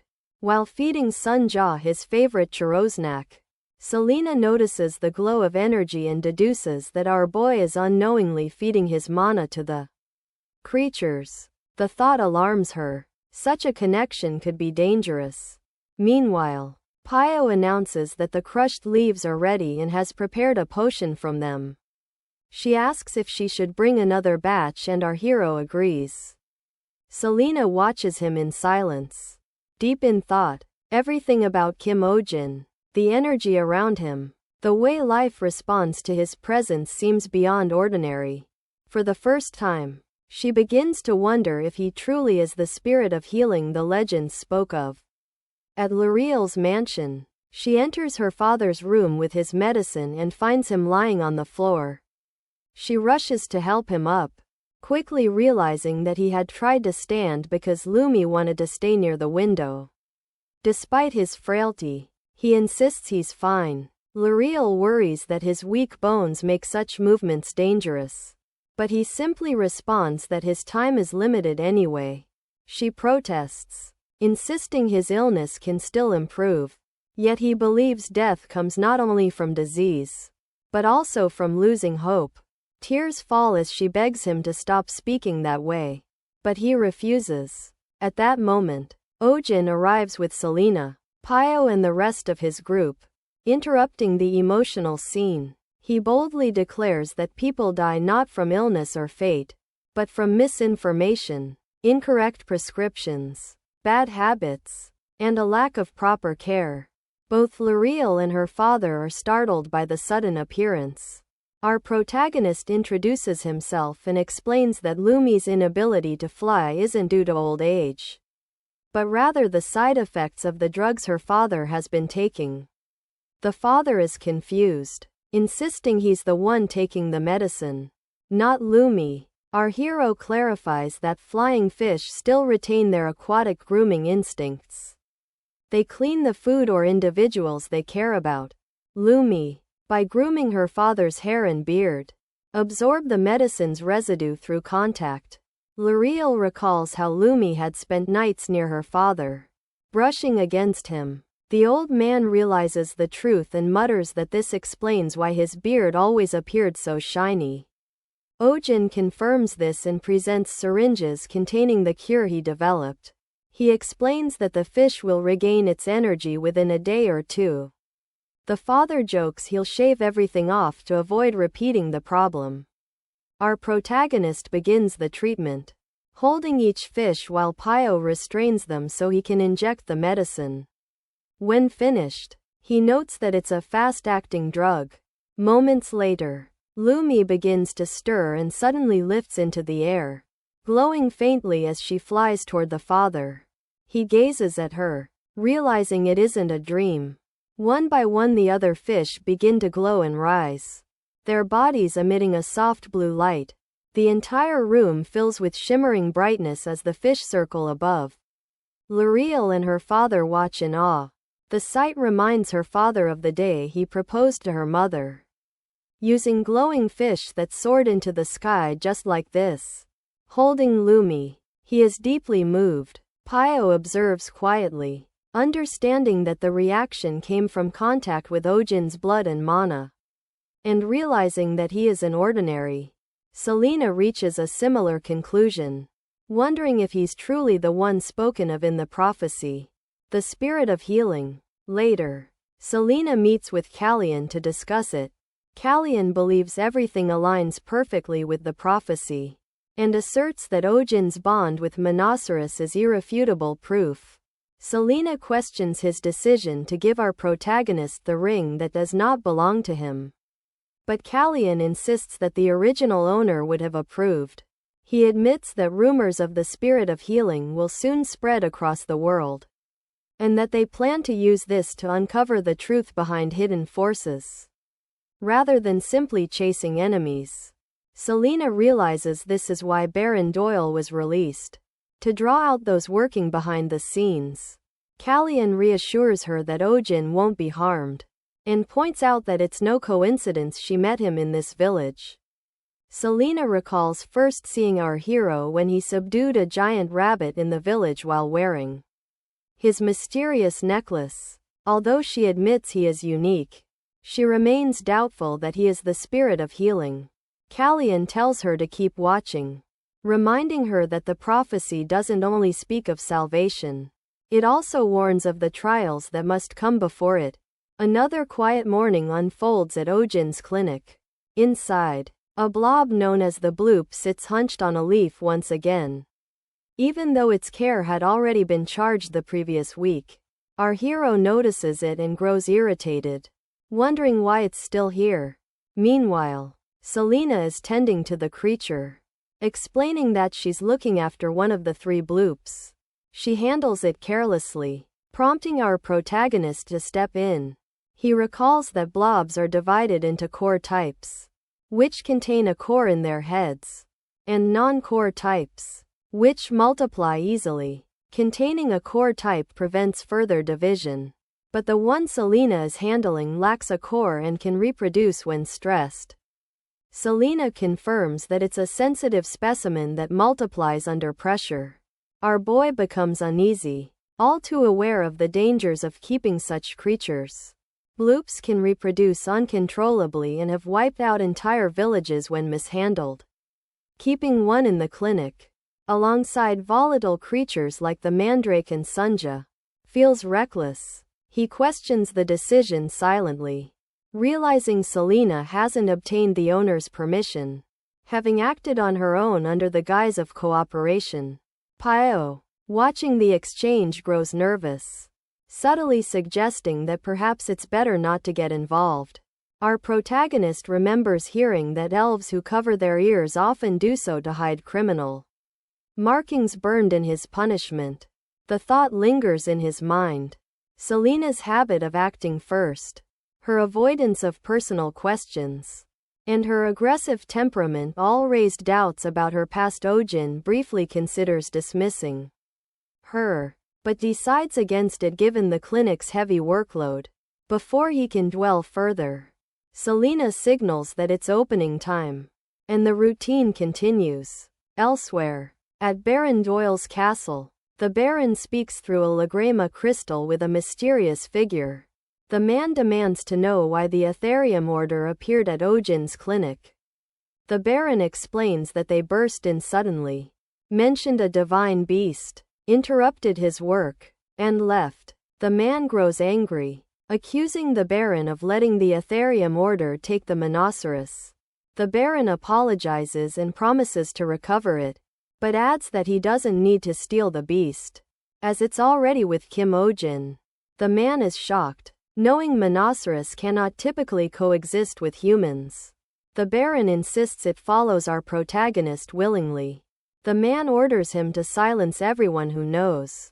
calling him incompetent. The connection ends, leaving the Baron frustrated after a long scolding. He instructs his butler to summon Theodore and Alex, who are currently on leave. The butler mentions they were granted time off after complaining about overtime. The Baron, angered, cancels their leave and demands they be brought back, realizing the problem is only getting worse. Meanwhile, at the marketplace, rumors spread rapidly about the Ethereum Order's appearance. Townspeople gossip about seeing the group in person and wonder why such a powerful order would visit a countryside clinic. Word circulates that they came because of a rare divine species. Some claim our hero is not just an ordinary doctor, but someone from another world. Others repeat tales of him subduing a mana-infused beast and taming a divine creature barehanded. Stories twist fact and fantasy until the entire town buzzes with speculation. As evening falls, the rumors take on a new tone. People begin calling Ohjin the spirit of healing, a figure once believed to be female according to ancient prophecy. Now they say the spirit is a man instead, and whoever gains his favor will rule the world. A woman with long pink hair discusses the rumor with a brown-haired companion, remarking that the prophecy's meaning might shift with this new interpretation. In the noble district of Manhwa, Adrian arrives at his clinic, expecting the usual bustle but finding the place silent. He comments on the emptiness and learns from the butler that no patients have arrived since morning. Suspecting Count Downey of interference, he vows to retaliate. His assistant quietly mentions that the drop in clients might be linked to a new vet clinic in Belmont. Ohjin's Adrian dismisses the idea, reasoning that nobles would never visit a commoner's establishment. Yet his composure falters when he hears that Lady Marianne has cancelled her appointment to visit Ohjin's clinic instead. The realization enrages him. Slamming his hand on the desk, Adrian orders his carriage at once, determined to confront the man responsible for his humiliation. Adrian, born into nobility, possessed intelligence, talent, and striking looks, qualities that made his decision to become a veterinarian seem unusual to many. He, however, had a simple reason. He genuinely loved people who adored their pets. With practiced charm, he often reassured anxious owners that their beloved animals would recover, taking satisfaction in easing their worries. Adrian always maintained a clear line between personal and professional life, except when it came to one woman, Lady Marianne Astrid. From the moment she entered his clinic, his heart had chosen her. He often believed he had become a vet solely to treat her unicorn. That conviction turned to bitterness when he learned that Lady Marianne had chosen someone else, a commoner, to treat Lulu, her unicorn. Angered, he ordered his clinic closed for the day and set out for the Astrid estate immediately. At the mansion, Marianne's mother received him politely, but with evident disinterest. Questioning his unannounced visit, Adrian expressed concern for Lulu, describing the unicorn as sensitive and implying that entrusting her to a random commoner was irresponsible. Her mother corrected him. Kim Ohjin, the new vet, was actually a woman. The revelation caught him off guard. She added that, though a commoner, our hero was said to be extremely skilled and so beautiful that people called her a fairy or a spirit. The idea unsettled Adrian, who began imagining what kind of woman could be compared to a fairy. Perhaps a golden-haired angel, or a mysterious dark beauty. His fantasies were interrupted when Marianne's mother admitted she had fabricated the story to test his reaction and promptly ordered the servants to escort him out. Humiliated but still defiant, Adrian insisted he was not obsessed with women, only devoted to Lady Marianne. His declaration only amused her mother, who had him thrown out anyway. Seated in his carriage, Adrian fumed over the insult and resolved to meet Kim Ohjin himself. He prided himself on understanding unicorns better than most, knowing that they judged people by scent, despised the smell of blood and sweat, and could be violent toward men. Unicorns adored cleanliness and pleasant perfume, and he believed his meticulous grooming made him uniquely suited to approach them. He recalled his own trials earning a unicorn's trust, and how his strategy of bathing twice daily and wearing the same perfume as their owner had worked wonders. He was certain that a stinky commoner, ignorant of perfume, would surely provoke Lulu's rage, providing him the perfect chance to intervene heroically before Marianne's eyes. The thought made him blush and laugh to himself, while his coachman silently pitied his delusions. When Adrian's carriage reached Belmore, he found a crowd gathered outside the clinic, murmuring in excitement at the sight of a unicorn. Confident that our protagonist was about to embarrass himself, Adrian prepared to enjoy the spectacle. That confidence shattered when he saw our hero calmly seated on Lulu's back, the unicorn utterly at ease.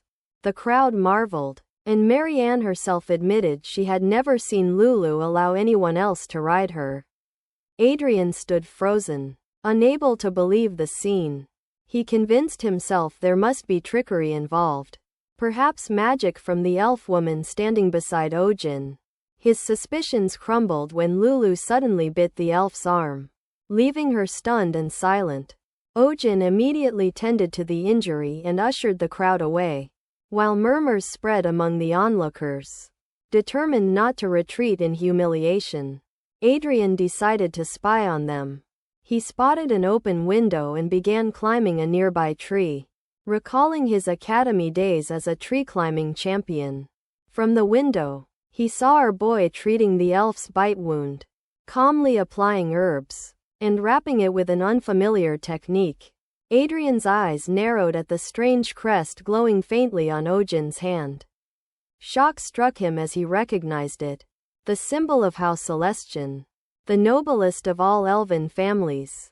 He stared in disbelief, realizing that the so-called commoner vet bore the mark of the highest elven lineage. Ohjin notices a faint mark on Selena's hand while bandaging it, and quickly realizes that what he thought was a minor wound actually carries poison from the creature's saliva. He remarks that they were lucky it wasn't worse.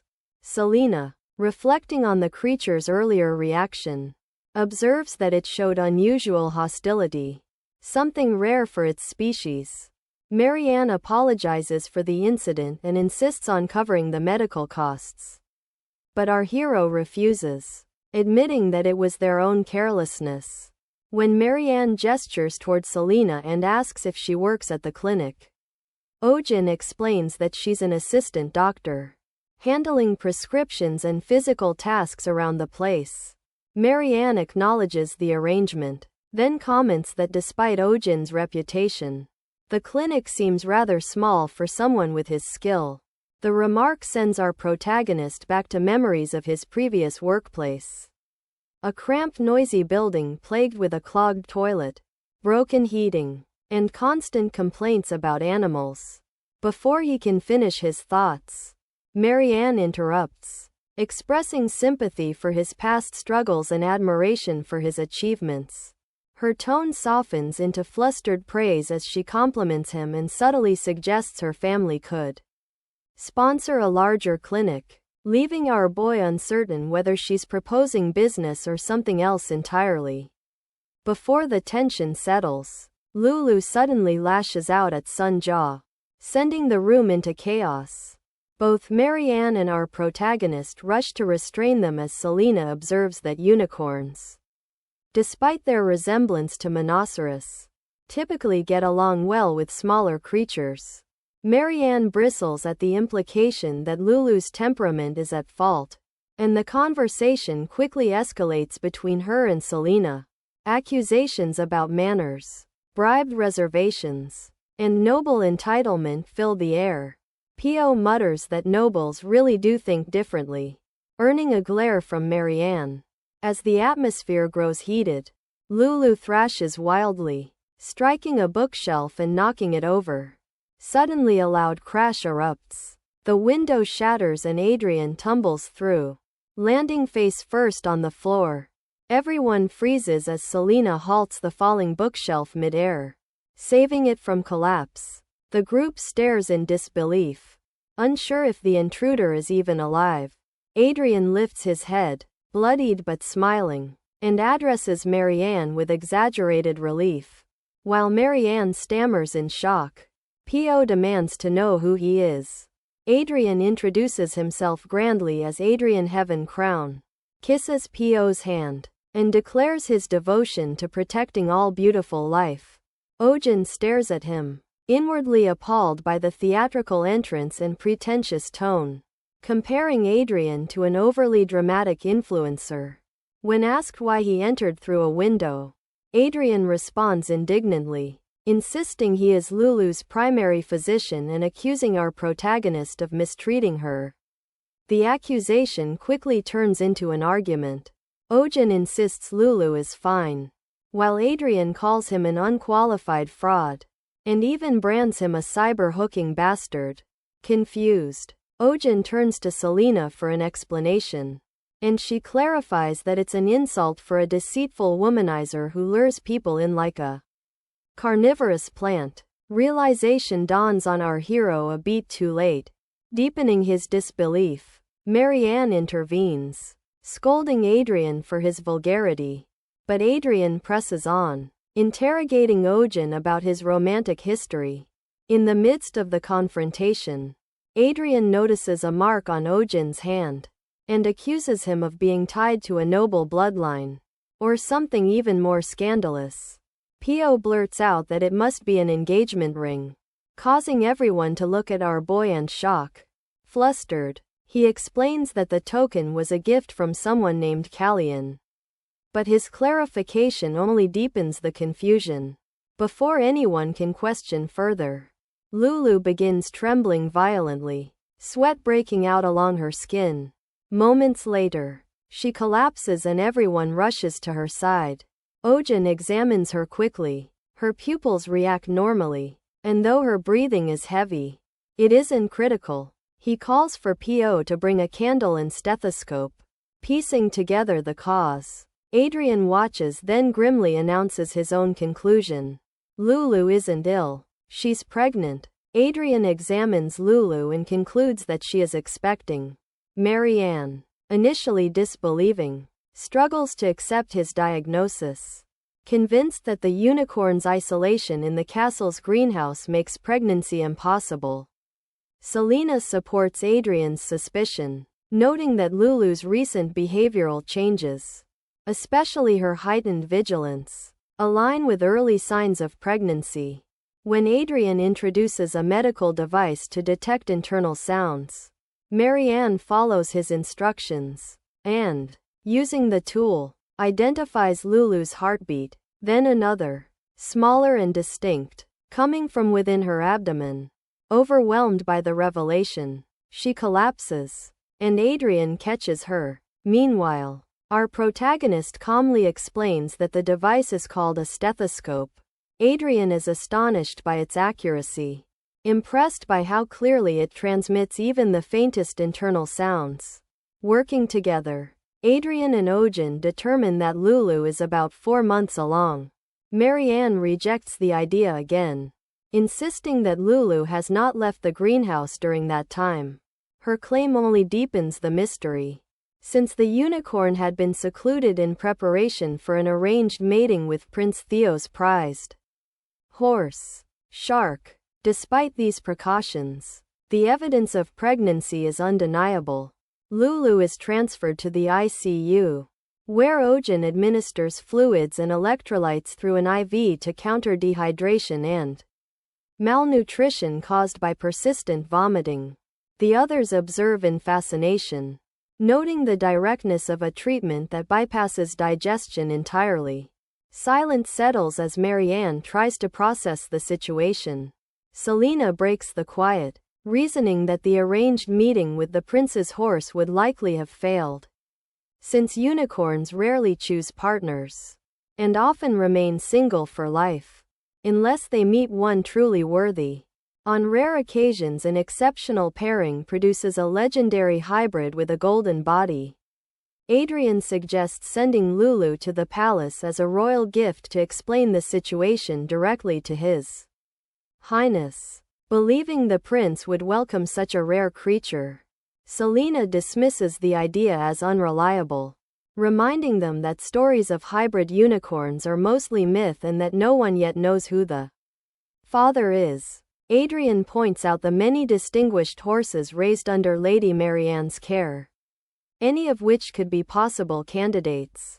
Siegfried, admired for speed and beauty.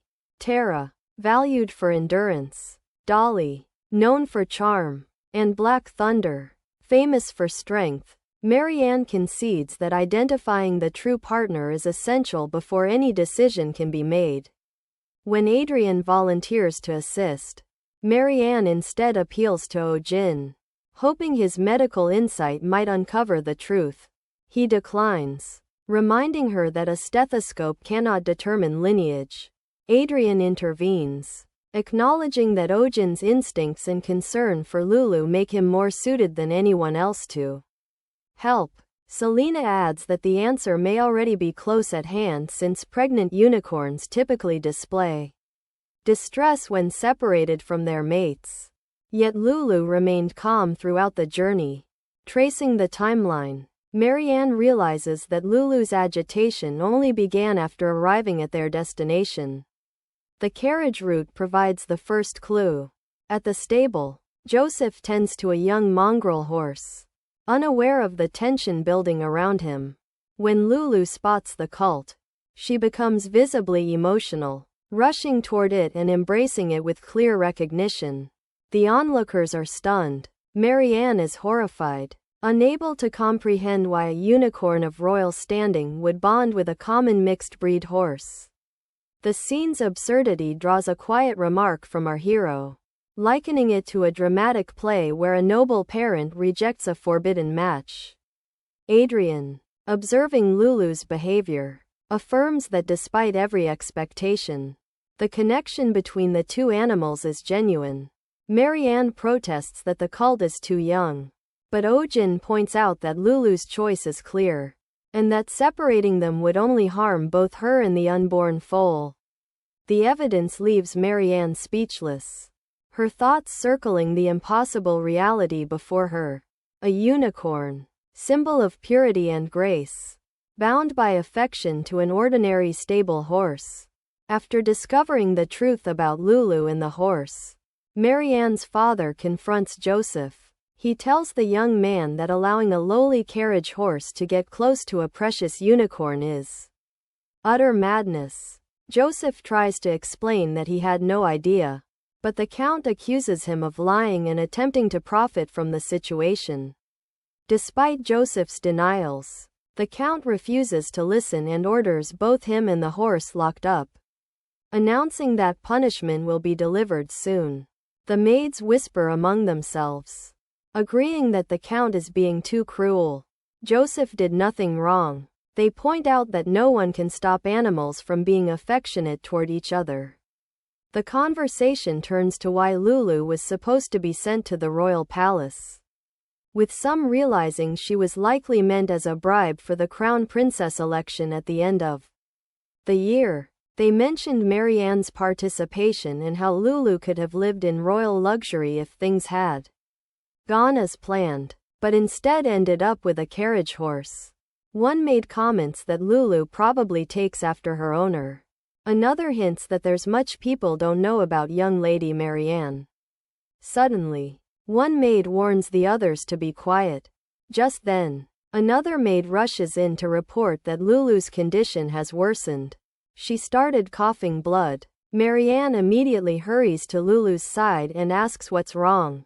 The maid explains that Lulu hasn't been able to eat due to morning sickness and is now vomiting blood. She remembers Selena's warning. Pregnant unicorns become extremely anxious when separated from their partners, and Lulu's health has worsened because of it. The maid cautions that if this continues, the situation could become much more dire.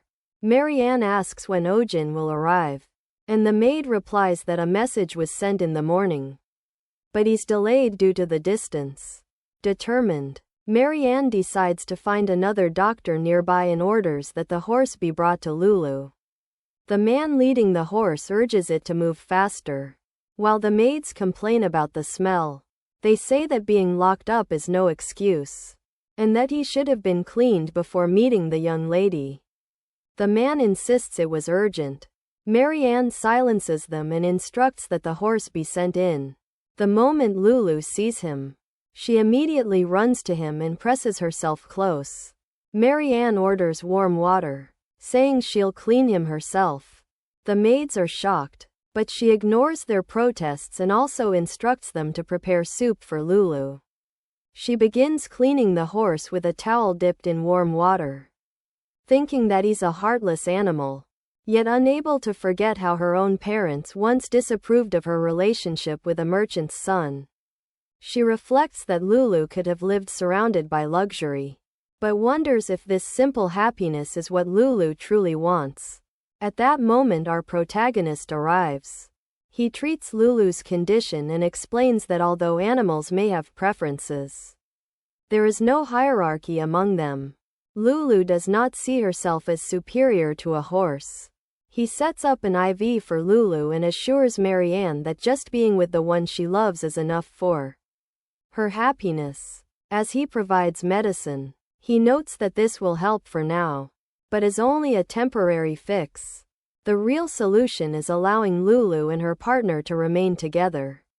Marianne quietly agrees. Our hero prepares to leave, mentioning that he must return to the clinic where many patients await, and his assistant doctor remains.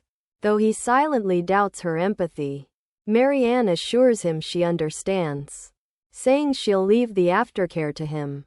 As Marianne and Ohjin watch, Adrian clings awkwardly to the tree, visibly struggling to climb down. He finally descends, apologizing for his discourtesy, but our hero corrects him, calling it a crime instead.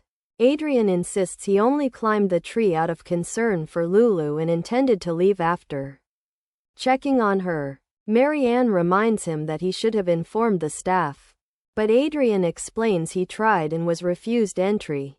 Noticing the device in Adrianne's pouch, Ohjin recognizes it as a stethoscope and casually comments on how cheap it feels. Adrian, embarrassed, admits it's still a prototype. Our protagonist advises that a doctor should have proper tools, then prepares to leave, mentioning his busy patient schedule. Adrian watches him go, thinking that Ohjin is a better person than he'd imagined, while our boy thinks the opposite, confirming to himself that Adrian is a strange man. Later that evening, Lulu begins eating on her own and regains some strength, bringing relief to Marianne. Adrian tells her that love and care are the best medicine and praises her for personally tending to Lulu. Marianne reflects that her stubbornness caused Lulu's suffering, and admits she should have reunited them sooner. Realizing she was perhaps jealous of her unicorn, she recalls how she was once as innocent as Lulu, but over time grew used to judging others by their status and wealth. Adrian remarks that all nobles are like that, but Marianne thinks back to her first love, remembering how she never cared about status, only the beauty in his eyes. She had given up on him for their mutual happiness, and now wonders aloud if she is truly happy. Adrian responds that first loves always end in heartbreak, and that such pain can blind a person to the love already near them. He suggests her true soulmate might already be close.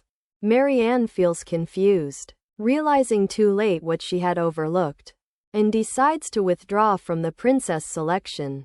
As Adrian listens, he secretly takes a small box from his pocket, feeling a rare opportunity forming in his heart. He places it before Marianne and starts to speak, but suddenly she declares that she will make her move on Ohjin.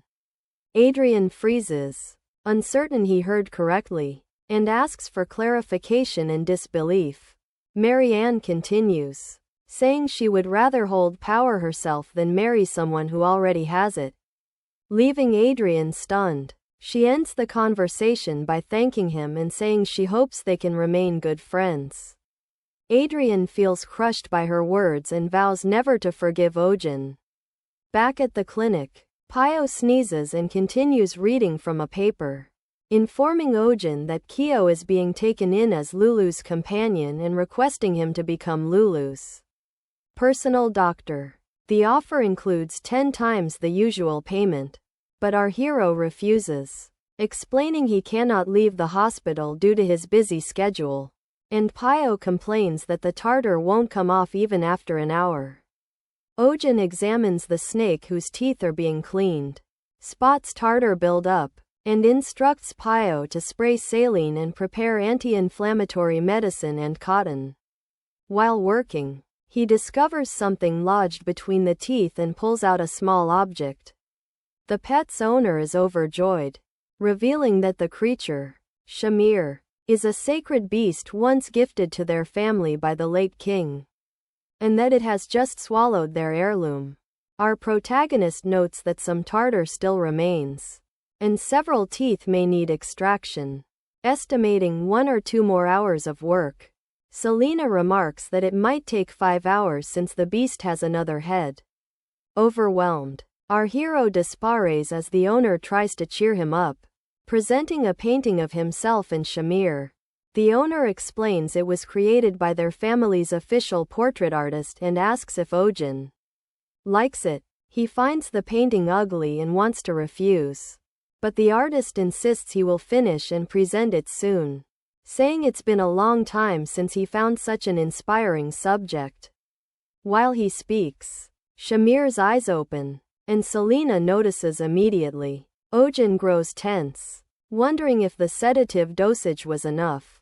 Selena raises her hand to cast a protective spell, but Adrian suddenly steps in front of her and the spell hits him instead of the beast. Selena recognizes him as the noble doctor and wonders why he appeared so suddenly. Before anyone can react, Shamir opens its mouth, swallows Adrian whole, and gulps him down. Everyone in the room stands frozen, shocked that the beast has just swallowed a man. The clinic is closed for the day, yet a crowd has been waiting outside since dawn. People complain about traveling from afar after hearing of the doctor's skill, while others discuss trying the hospital in the next village instead. Watching from a distance, Adrian feels his anger rising. He cannot forgive Ohjin for making women cry while calling himself the spirit of healing. He recalls a conversation with his assistant. When asked about the spirit of healing, the assistant described it as a legendary being capable of granting the power to rule the world. Adrian had scoffed at the idea, thinking Lady Marian foolish for being swayed by such talk, and believing that he himself looked more like a spirit than Ohjin ever could. Yet his mind drifts back to the assistant's words about Ohjin's miracles. Healing a flying fish, turning a demon apostle into a cat, the stethoscope hanging from Adrian's neck, a gift from our hero, feels heavier as he remembers being asked if he still cherishes it. He had pretended indifference, saying he would return it and asking if a copy existed.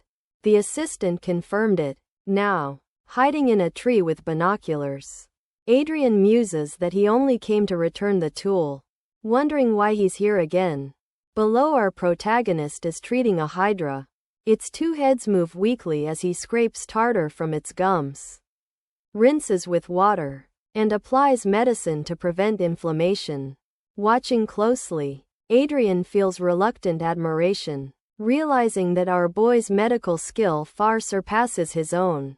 Even though he'd been a top student at the Royal Academy, suddenly the hydra's tail flicks. It begins to wake from sedation. Adrian notices too late as the creature lunges forward toward Helena. He runs to save her, and the hydra swallows him in one gulp. Shock ripples through the crowd. Ohjin, momentarily stunned, watches as the hydra's owner cries out in panic. Selena quickly assesses that Adrian has been swallowed whole and prepares to use magic. But our protagonist stops her, noticing the hydra's tongue has turned purple and its breathing is blocked. It has swallowed something too large, drawing on a method they once practiced. Ohjin and Selena move at once. On his count, Selena strikes the Hydra sharply, forcing it to perform a Heimlich maneuver. The creature thrashes, and with another strong hit, Adrian is expelled, landing on the ground. The Hydra's breathing steadies and relief spreads among the owners, who praise our hero's medical skill. Our protagonist instructs Selena to check Adrian's condition. She confirms that he is alive but will remain unconscious for a while. Due to the magic spell used on the Gemini Hydra, Ohjin silently notes that Shamir's condition has also stabilized, though the earlier shock caused bruising on its abdomen. Selena applies ointment and finishes the dressing. Later in the evening, our boy guides the Hydra's owners to be more careful, reminding them that any accident where a pet swallows something is the owner's responsibility. They promise to be cautious, even joking that they'll make sure it never swallows a human again. A few days later, the Baron sends a painting titled The Great Rescue Operation as a gift. Our protagonist dismisses it as bizarre, only to learn that a statue of him saving Adrian from Shamir's mouth has also been made. He feels the world has gone mad. Meanwhile, Adrian remains asleep, unaware of it all, while Pio and Selena watch over him, waiting for him to wake. Adrian wakes up, confused about where he is and what happened. Memories begin to piece themselves together. He was spying on Ohjin's clinic, saw the snake awaken, and jumped in to save Selena. The next thing he remembers is being swallowed whole. Inside the darkness, he thinks grimly that it's a fitting end for a vegetarian. If there's another life, maybe being reborn as a unicorn with a beautiful heroine wouldn't be so bad. Suddenly pain courses through him. He wonders if this is what it feels like to be unborn. Silently begging for it to stop, he coughs and the sound pulls him back to reality. Selena stands beside him, noting that he's conscious now. Adrian's still dizzy, wonders if she's his owner. She tells him not to get up yet. The side effects of the magic will leave him dizzy and nauseous, so he should rest for 2 or 3 days. Adrian quietly agrees. Our protagonist enters with a steaming cup, instructing him to sit up for a moment. He explains that it's medicine for recovery and insists Adrian drink it all. Adrian obliges while Ohjin mentions he even added some of Mandel's leaves to the brew. He also informs Adrian that Astrid Manor has already been contacted and that he can rest here for a few more days. Adrian protests, not wanting to impose, but our hero reminds him that as a doctor, he should know health comes first. Adrian thanks him and our boy says he'll step out so Adrian can rest as Ohjin leaves. Adrian watches and finds himself thinking that our protagonist really is a great guy. Embarrassed about his earlier jealousy, Adrian decides he wants to be more like that someday until he spots a letter on the side table and invoice. Loading fee, 500 silver. Meal fee, 100 silver. Total 6,686 silver.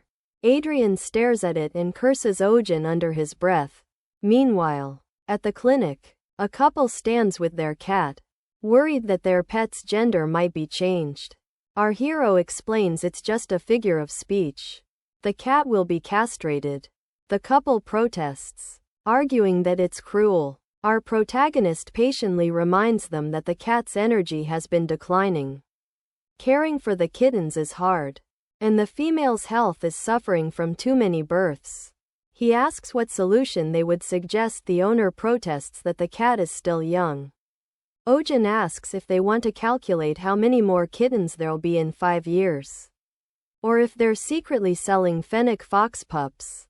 The owner denies it, but argues that if the surgery happens, what pleasure will the cat have left? Used to these discussions, our hero explains that frequent mating causes rapid aging, shortened lifespan, and lowers the quality of life for both pet and owner. The couple leaves tirade. Pio assures them she'll help book a surgery date. After they go, our protagonist mutters about having to schedule it himself soon. He's tired of repeating the same advice every time. Pio tells him the next patient is her childhood friend's pet, and asks him to take good care of it. Ohjin promises he will. A girl enters, holding a large chicken, and says they're here for a checkup. Our hero notes the bird's glossy feathers and remarks that it looks perfectly healthy. Pio adds that Pop is the biggest and healthiest among her friend's pets. The girl nods proudly. 20 minutes later, our hero finishes examining Pop and concludes the chicken is fit to compete in a prime chicken contest. The girl, still uneasy, mentions that Pop seems thinner lately, but Ohjin determines it's not true weight loss. She recalls a seizure during Pop's sleep and worries it might be serious. But our protagonist concludes it was likely harmless restlessness. The girl adds that Pop's throat was sore the previous day, fearing infection. Pio reassures her that this is common. After a careful check, Ohjin finds nothing abnormal, easing her concerns. Later, Pio runs in, alarmed. Pop has disappeared. Teria explains she stopped by the bathroom before heading home, and in that moment, Pop vanished. Ohjin orders all exits and windows sealed.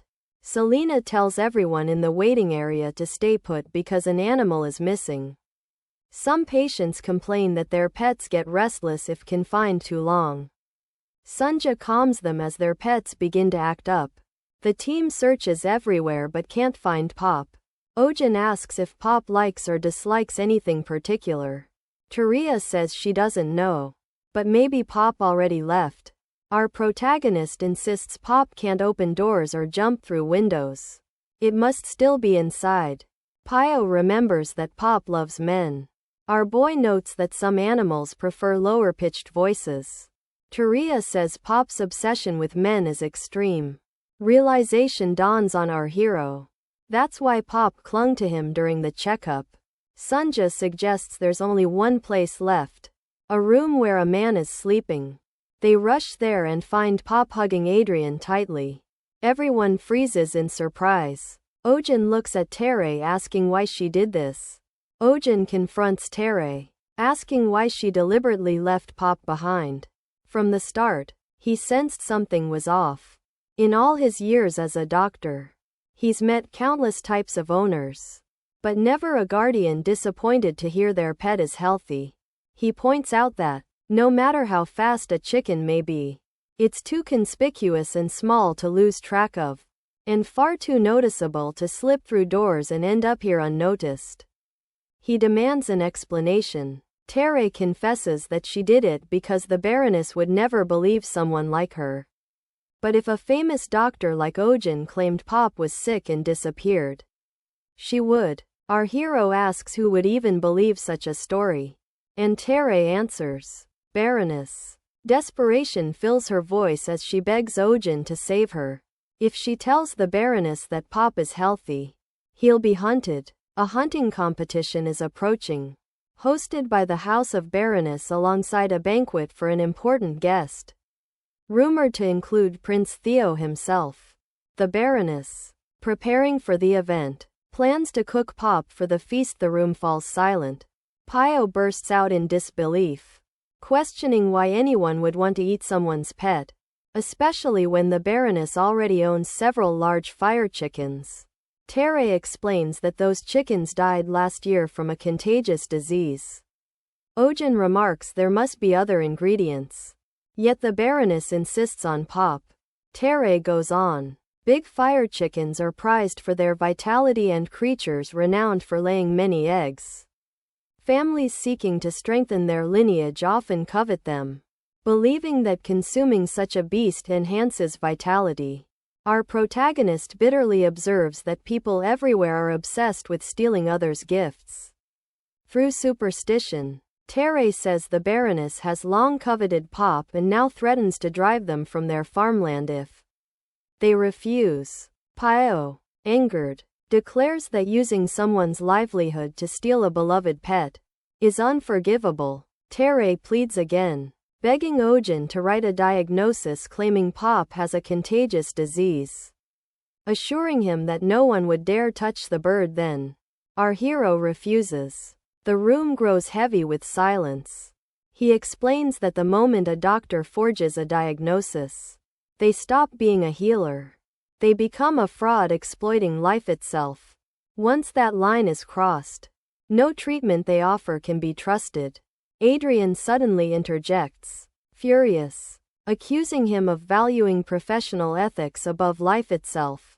To him, a doctor's duty is to save lives, not cling to rules. Ohjin remains resolute, reasoning that if he lies and claims Pop has a dangerous disease, the animal will be branded as infected. The barn could be sealed off, and every creature there might be slaughtered. If the truth comes out later, the family could face punishment or blame for future outbreaks.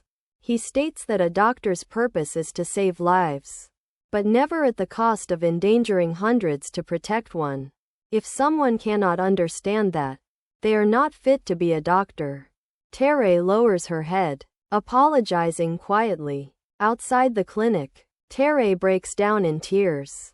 Pio tries to comfort her, assuring her that a solution must exist. Tere despairs that she can never win against nobility and considers running away with Pop. Just then, our protagonist appears. He tells her there's no need to flee, though he cannot help as a doctor. He can assist as a fellow pet owner. Tere and Pio look up in relief as he explains his plan. Ohjin instructs Tere to spread a rumor in the house of Baroness. And without turning, he calls out to the eavesdroppers nearby. He orders them to come out, especially Adrian, whom he assigns an important role. At the Clay's mansion, gossip fills the air. Guests discuss how Duke Astrid's daughter, Lady Marianne, has withdrawn from the prince consort selection. Once considered a strong candidate, the Baroness listens with growing satisfaction, believing this is her daughter's chance to rise. She imagines the moment her daughter becomes the prince is chosen and sees it as revenge against every noble who once mocked them. The upcoming banquet she thinks will be the perfect stage to secure her daughter's future. Her plans are interrupted when Adrian appears at the entrance. The Baroness freezes, startled by his presence and captivated by his striking looks. As he approaches with composed grace, he requests to speak with her privately at the table. The Baroness, caught off guard, can only stare, wondering who this impossibly handsome stranger might be. The Baroness, seated beside Adrian, feels as though she is dreaming. Surrounded by admiring glances, she basks in the moment, barely able to believe she is conversing with such a handsome man at her own party. She asks if he graduated from the royal school, and upon his confirmation, eagerly inquires whether he has met the royal family. Adrian replies that he has, mentioning that he saw Prince Theo often since they attended during the same period. The Baroness immediately takes mental notes, deciding she must update her home's interior to match the latest royal trends. Curious, she asks about the prince's eating habits. Adrian responds with gentle curiosity, wondering if she intends to serve him a meal. Embarrassed, she hesitates, but he reassures her, saying he understands the challenge of preparing a dish for royalty. He offers to introduce her to his regular merchant, a secretive trader who only serves the upper class and deals exclusively in rare, high-quality, imported ingredients. The Baroness, astonished and delighted, declares she wishes to meet this merchant right away. Considering it an unexpected stroke of luck, Adrian escorts her to a small cottage, introducing it as the merchant's meeting place. The Baroness is disappointed by its humble appearance, but her thoughts are interrupted as two figures step forward and introduce themselves as Louis Vuitton and Chanel, none other than Selena and Ohjin in disguise. Our protagonist welcomes her warmly, and Selena comments that she has arrived at just the right moment. The Baroness wary suspects they might be con artists. Ohjin presents a dessert, describing it as the latest sensation among foreign nobles, a devilish confection called tang hulu. The Baroness examines the glossy, skewered fruit and hesitantly takes a bite. Instantly, her doubts vanish. The crisp sugar shell shatters with a satisfying crack, releasing a burst of tangy juice that floods her senses. The sweetness and acidity combine perfectly.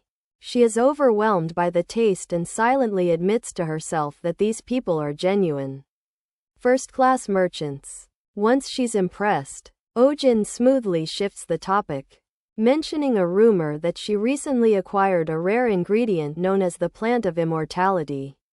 The Baroness is startled, but our hero continues, describing it as the chickpea of eternal youth, an ingredient said to slow aging, improve health, and even prevent ailments like constipation and hair loss. Enthralled, the Baroness demands to purchase them all, but Ohjin explains that every batch is already reserved. Adrian insists that, as a regular customer, they should make an exception. Our boy hesitates, claiming the reserve stock is meant as a gift for the prince from another customer. The Baroness, alarmed, asks if that customer has a daughter of marriageable age. When our protagonist confirms, she realizes the rival's intent to win the prince's favor through this rare delicacy. In desperation, she offers to pay 10 times the price. Ohjin, feigning nobility, refuses to sell for money alone, claiming that their trade is guided by the pursuit of truth, love, health, and peace. Selina suppresses a sigh at his performance, while the Baroness feels ashamed for exposing her greed before such admirable people. Adrian intervenes again, suggesting that surely compassion requires selling the goods to someone in greater need. The Baroness looks at him, touched, while our hero reluctantly agrees to make an exception and sell the chickpeas. Before she leaves, Ohjin warns her of a crucial precaution. The chickpeas he claims contain the mana of the great big fire chicken, the divine ancestor of all fire chickens. Therefore, anyone consuming them must avoid all chicken-related foods for a time, or else suffer reverse effects: rapid aging, disease, constipation, and hair loss. Though none of this is true, the Baroness is horrified. The thought of being unable to eat chicken torments her, but the fear of losing her youth is even worse. She decides to keep the beans and abide by the restriction. Adrian jokes about older men obsessed with vitality, and our protagonist plays along, mocking the superstition. The Baroness nervously agrees, calling the obsession with fire chicken outdated. Later, back at the clinic, the plan succeeds. Pop is safe. Tear beams with relief and gratitude, thanking our hero for saving her companion. Ohjin smiles, saying it was nothing, and hands her a custom carrier made from the money gained from Baroness Clay's. He explains that it will help prevent future mishaps. Tear, moved, calls him her lifelong benefactor. Our protagonist laughs modestly, saying she can call on him any time for help. Meanwhile, the mandrake solex in jealousy as Pop enjoys the attention. Ohjin offers Tear a part-time job caring for animals, and she eagerly accepts. Just as the mood lightens, Pop suddenly tries to swallow the mandrake whole, sending everyone into a panic. After restraining him and securing him in the cage, our protagonist reminds Tear not to bring Pop along when she starts work. Turning to Adrian, our hero hands him payment for his cooperation. Adrian is surprised by the amount, but Ohjin quickly clarifies that medical, lodging, and other fees have been deducted, leaving only 312 silver. Adrian, outraged, grabs our boy by the collar, calling him a con artist for charging so much. Selina interrupts, reminding Adrian that the treatment was effective. Adrian immediately shifts tone, complimenting her skill, and thanking her for the recovery he felt after taking her prescribed medicine. Selina promises him an additional prescription to maintain his condition, and he accepts with a smile. After Adrian leaves, Selina questions whether it was wise to let him go. Our protagonist admits that Adrian's medical abilities are decent, and that he works well with her. Still, he brushes off the idea of recruiting him for now. Selena remarks that his greed for money has reached its peak and predicts that Ohjin will soon regret this decision. Prince Theo sips his tea, listening as talk of the upcoming hunting competition drifts through the room. Baron Doyle kneels in apology, explaining that he has searched for an opportunity to secure the Monoceros. But the hospital is never empty. Theo scorns such half measures and demands a bolder plan. To present Sunja the Monoceros proudly before everyone and seize power with its aid. He warns the Baron that failure will leave him in a perilous position. A sudden commotion interrupts. The Baron's pet Magma grows restless at feeding time and lunges for a dish of chickpeas brought in by a servant. The wolf devours them, prompting Theo to erupt in anger while the Baron bows and vows restitution, promising tenfold amends as he scrambles to appease the prince. Meanwhile, at Ohjin's clinic, a recent surgical patient is recovering. The staff warn owners that accidents can happen as animals wake from anesthesia and caution them to watch closely. Ter returns with concerns about Pop's younger sibling, Cheap, who is lethargic and coughing. Ohjin examines Cheap, notes a mild cold with muscle weakness, prescribes daily medication, and urges careful care. When Ter returns the next day reporting no improvement, and that her dog has now fallen ill too, our protagonist recognizes the same symptoms across different species and decides to hospitalize both animals to prevent further spread. Within days, the pattern repeats. Animals from different households arrive with identical signs. Our hero realizes this is more than a simple cold and urgently instructs pet owners to cover their noses and mouths, avoid touching things with hands that have handled sick animals, and to wear gloves. He separates symptomatic animals to the second floor and keeps others on the first despite the symptoms being mild. Medication brings no progress, and the disease is entirely indifferent to species. Selena warns that at this rate, the outbreak will soon become widespread. Her prediction proves true. The clinic overflows with desperate owners pleading for care, forced to turn some patients away. Our protagonist watches as every nearby hospital reaches capacity.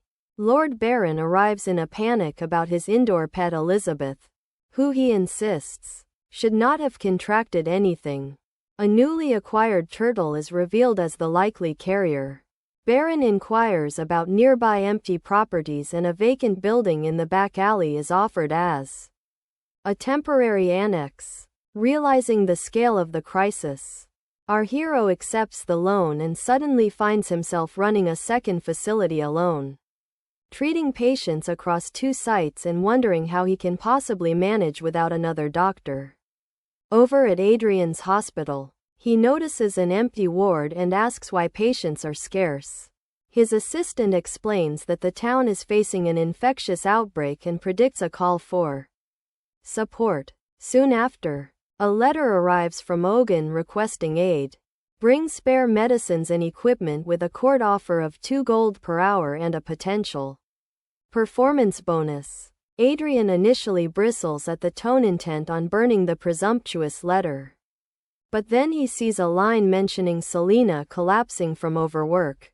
Conscience overrides pride. Adrian announces he will leave until the war against the pandemic is over, reasoning that where disaster strikes, a doctor must go. His assistant falls silent, recognizing the gravity of the decision.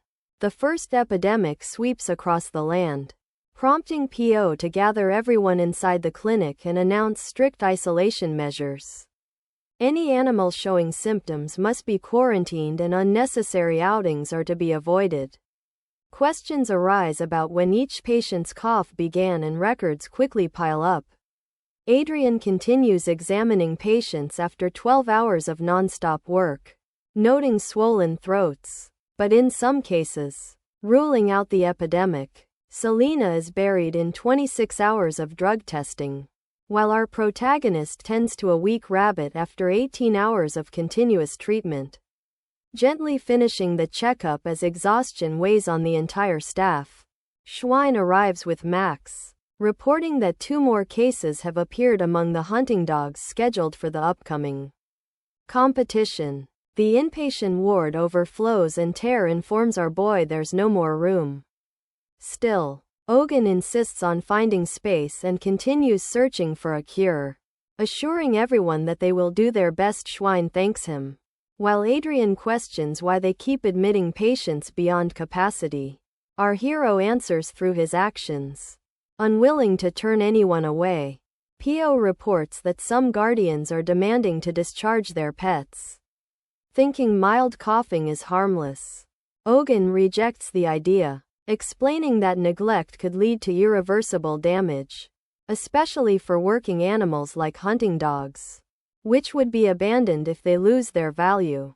He firmly believes all animals deserve equal care, regardless of their usefulness. Late into the night, our protagonist experiments with antibiotics infused with dragon's power, but all attempts fail. Meanwhile, Selena warns him to stop before overusing the dragon's energy strains his heart.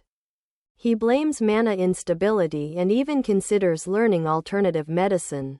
Selena points out that he hasn't slept in 3 days before knocking him unconscious for a forced rest. 5 hours later, Ohjin wakes in a daze being fed by Ter with fresh food. He realizes the egg is from Pop, a healthy chicken who hasn't caught the epidemic. Ter mentions that both Pop and Sunja are fine despite exposure. Suddenly, our hero connects the dots, running through every possible shared trait, diet, blood type, temperament, until his eyes fix on Sunja, who is being spat on by the mandrake just as the mandrake spat on Pop. That's why Sunja and Pop didn't develop the infection. Using a sample of mandrake saliva mixed with that of an infected animal, Ohjin observes the gray experimental leaves turn green, confirming a cure. The clinic erupts in relief as our protagonist and the team praise the mandrake for saving countless lives. Now comes the issue of mass production. The team debates methods, pressing, diluting, but Selena prepares a sweet nutrient drink mixed with diuretics. The mandrake gulps it eagerly, saliva dripping from its leaves in abundance. Ohjin marvels at how quickly they can now collect the essence and begin synthesizing the medicine. By morning, the epidemic subsides. Max's cough fades and his strength returns. Our boy feels deep relief while administering the final vaccine doses. As he finishes the last prescription, heavy knocks thunder against the clinic door. Voices from outside announce that Lord Baron has arrived and demand our hero's arrest. Baron arrives at the clinic with his men, drawing a confused crowd that murmurs questions about the scene. Ohjin opens the door calmly, meeting the Baron's gaze as the noble declares his arrest for spreading an animal epidemic and exploiting treatment fees. Our hero's expression tightens, recalling the lie he once spun to protect Sunja. He points to Sunja's fading M-shaped mark as proof of his success. Recognizing that the accusation is just a pretext, the Baron's true goal is to seize Sunja. Pio steps forward, defending Ohjin's integrity, but the Baron dismisses his words angrily. Our protagonist ends the argument, agreeing to go quietly, but insisting on sedating Sunja first. The Baron hesitates then relents. Ohjin quietly signals Selena to prepare for an escape using magic. Selena misunderstands, readying herself to strike instead. Once Sunja is sedated and placed in the cage, a faint light flickers from our protagonist's ring finger. The signal. Selena acts, not with magic, but with a sudden punch that sends one of the Baron's men collapsing. She grabs Sunja and flees into the crowd. The Baron orders his men to pursue, prioritizing the cat over Ohjin. Our hero recognizes their intent, confirming his suspicions. The Baron seizes Ohjin by the collar, threatening destruction. But Po steps in, refusing to let the clinic be damaged. Adrian moves forward to shield Po, forcing the Baron to withdraw under the watchful eyes of the onlookers. The men take Ohjin away. Our boy entrusts the clinic to Po and Adrian, hoping that Selena can keep Sunja safe. Rumors soon ripple through the city that Ohjin, once the hero who fought the Monoceros, is responsible for the epidemic. The Baron announces a public trial, drawing attention from every corner. In prison, our protagonist rests briefly after days of exhaustion, until the Baron and his wolves arrive. The Baron demands the location of the cat and the elf. Ohjin remains silent, inwardly relieved, knowing that Selena and Sunja have escaped. The Baron threatens violence, gesturing toward his growling wolves. Our hero observes Magma trembling, his posture uneven and signs of pain clear. He examines the wolf briefly, noting blood in the urine and lethargy. Diagnosis reveals a severe hernia, neglected for far too long. Ohjin concludes that immediate surgery is necessary to save the animal's life. Outside the mansion, Selena hides with Sunja, who grows increasingly restless. Selena studies her grip, whispering reassurance with quiet determination that our hero is still unharmed. Ohjin diagnoses Magma with a hernia and immediately orders the wolf to be moved to a clean room for emergency surgery. He directs the preparation of tools, medicine, and anesthesia, maintaining a calm authority as the procedure begins. Once anesthesia has taken effect and the area is disinfected, our hero starts the operation with steady precision. The Baron stands nearby, watching anxiously, while a servant hands over a protective apron and gloves to minimize infection risk. Throughout the surgery, our protagonist keeps tight control, requesting temperature checks, timing the next dose of anesthesia, and insisting on proper sterilization of each instrument. The Baron grows tense, unsure whether to trust Ohjin's judgment. And outside the room, he finds himself questioning the diagnosis, until a memory surfaces of Magma's mother, who died with similar symptoms, staring at her portrait. Realization dawns that she too suffered from the same condition. Meanwhile, in the Baron's office, petitions demanding Ohjin's release begin to pile up. Among them is a letter from Lady Marianne Astrid's family, threatening to report the Baron's false accusations to the king, unless our protagonist is freed. Servants voice their outrage, alarmed by the mounting backlash. The surgery concludes successfully. The Baron rushes to see his companion breathing steadily, as Ohjin calmly explains the regimen: a week of medication and a future appointment for suture removal. Finally, exhaustion overtakes our hero, and he collapses onto a nearby sofa, succumbing to sleep after days of relentless work. The Baron notices the raw marks left by handcuffs on Ohjin's wrists, and quietly instructs that they not be used again. Back in prison, our protagonist drifts into a dream. He finds himself surrounded by the warmth of home. His parents voice his echo faintly.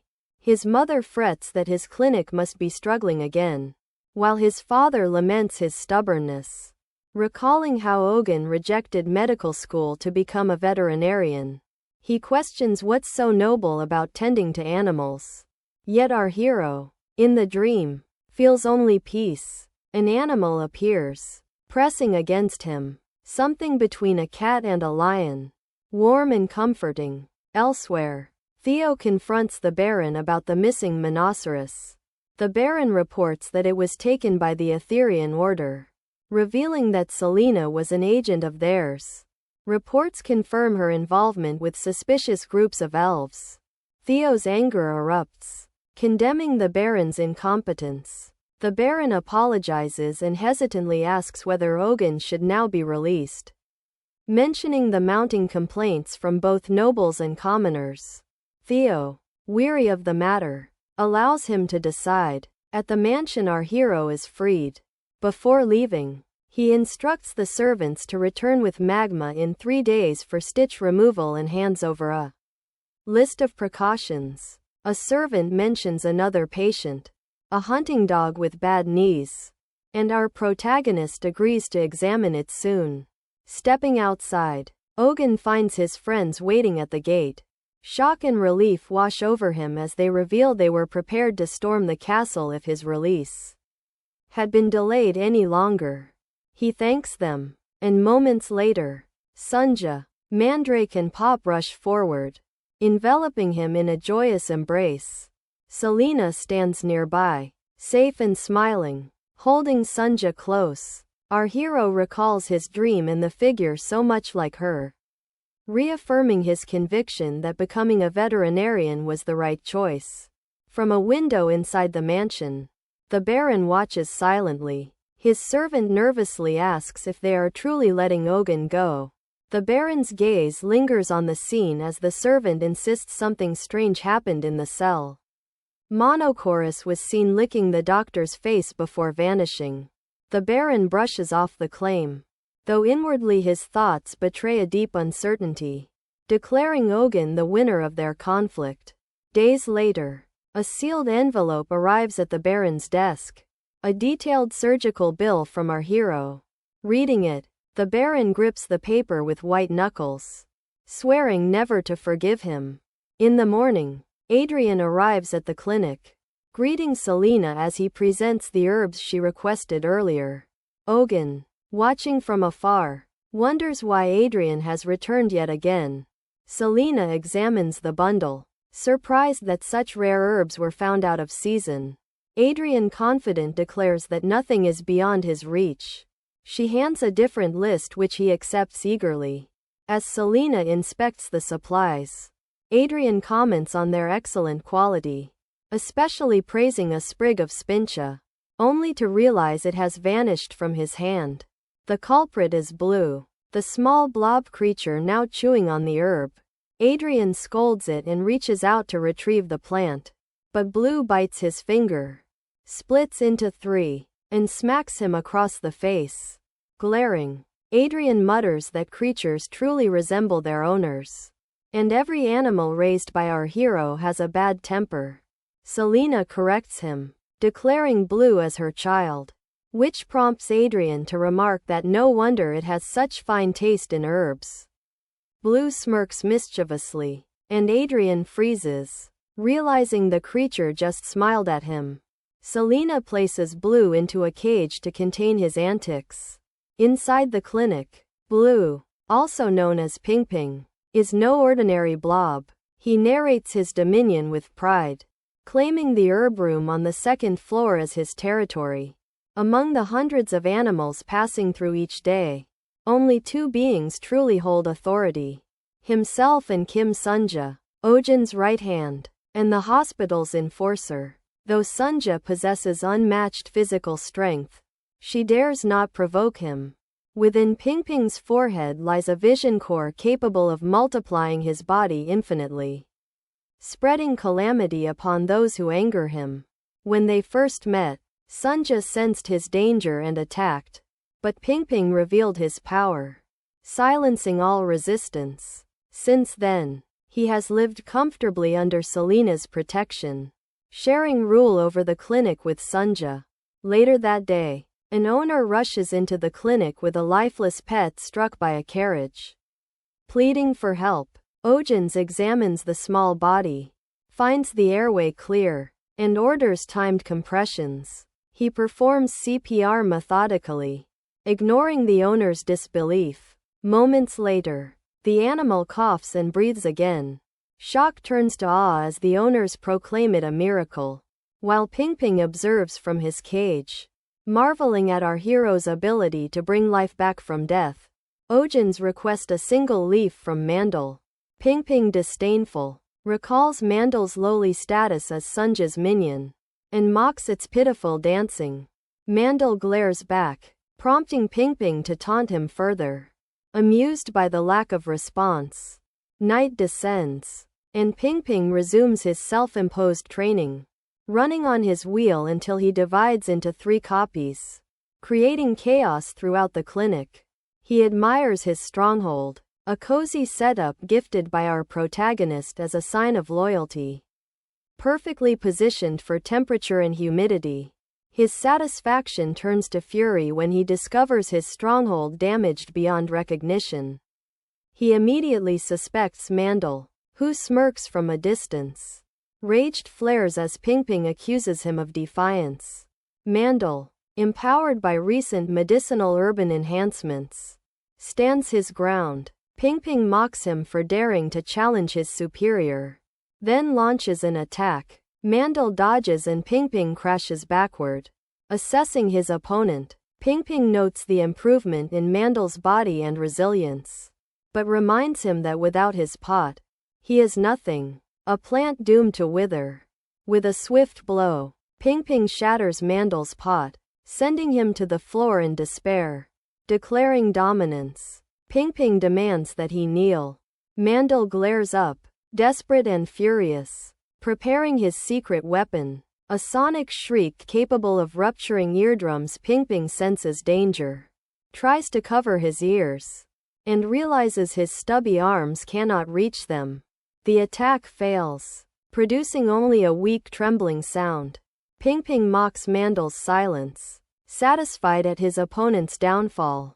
Moments later our hero enters drawn by the commotion. He surveys the mess and the fall in Mandel with his broken pot.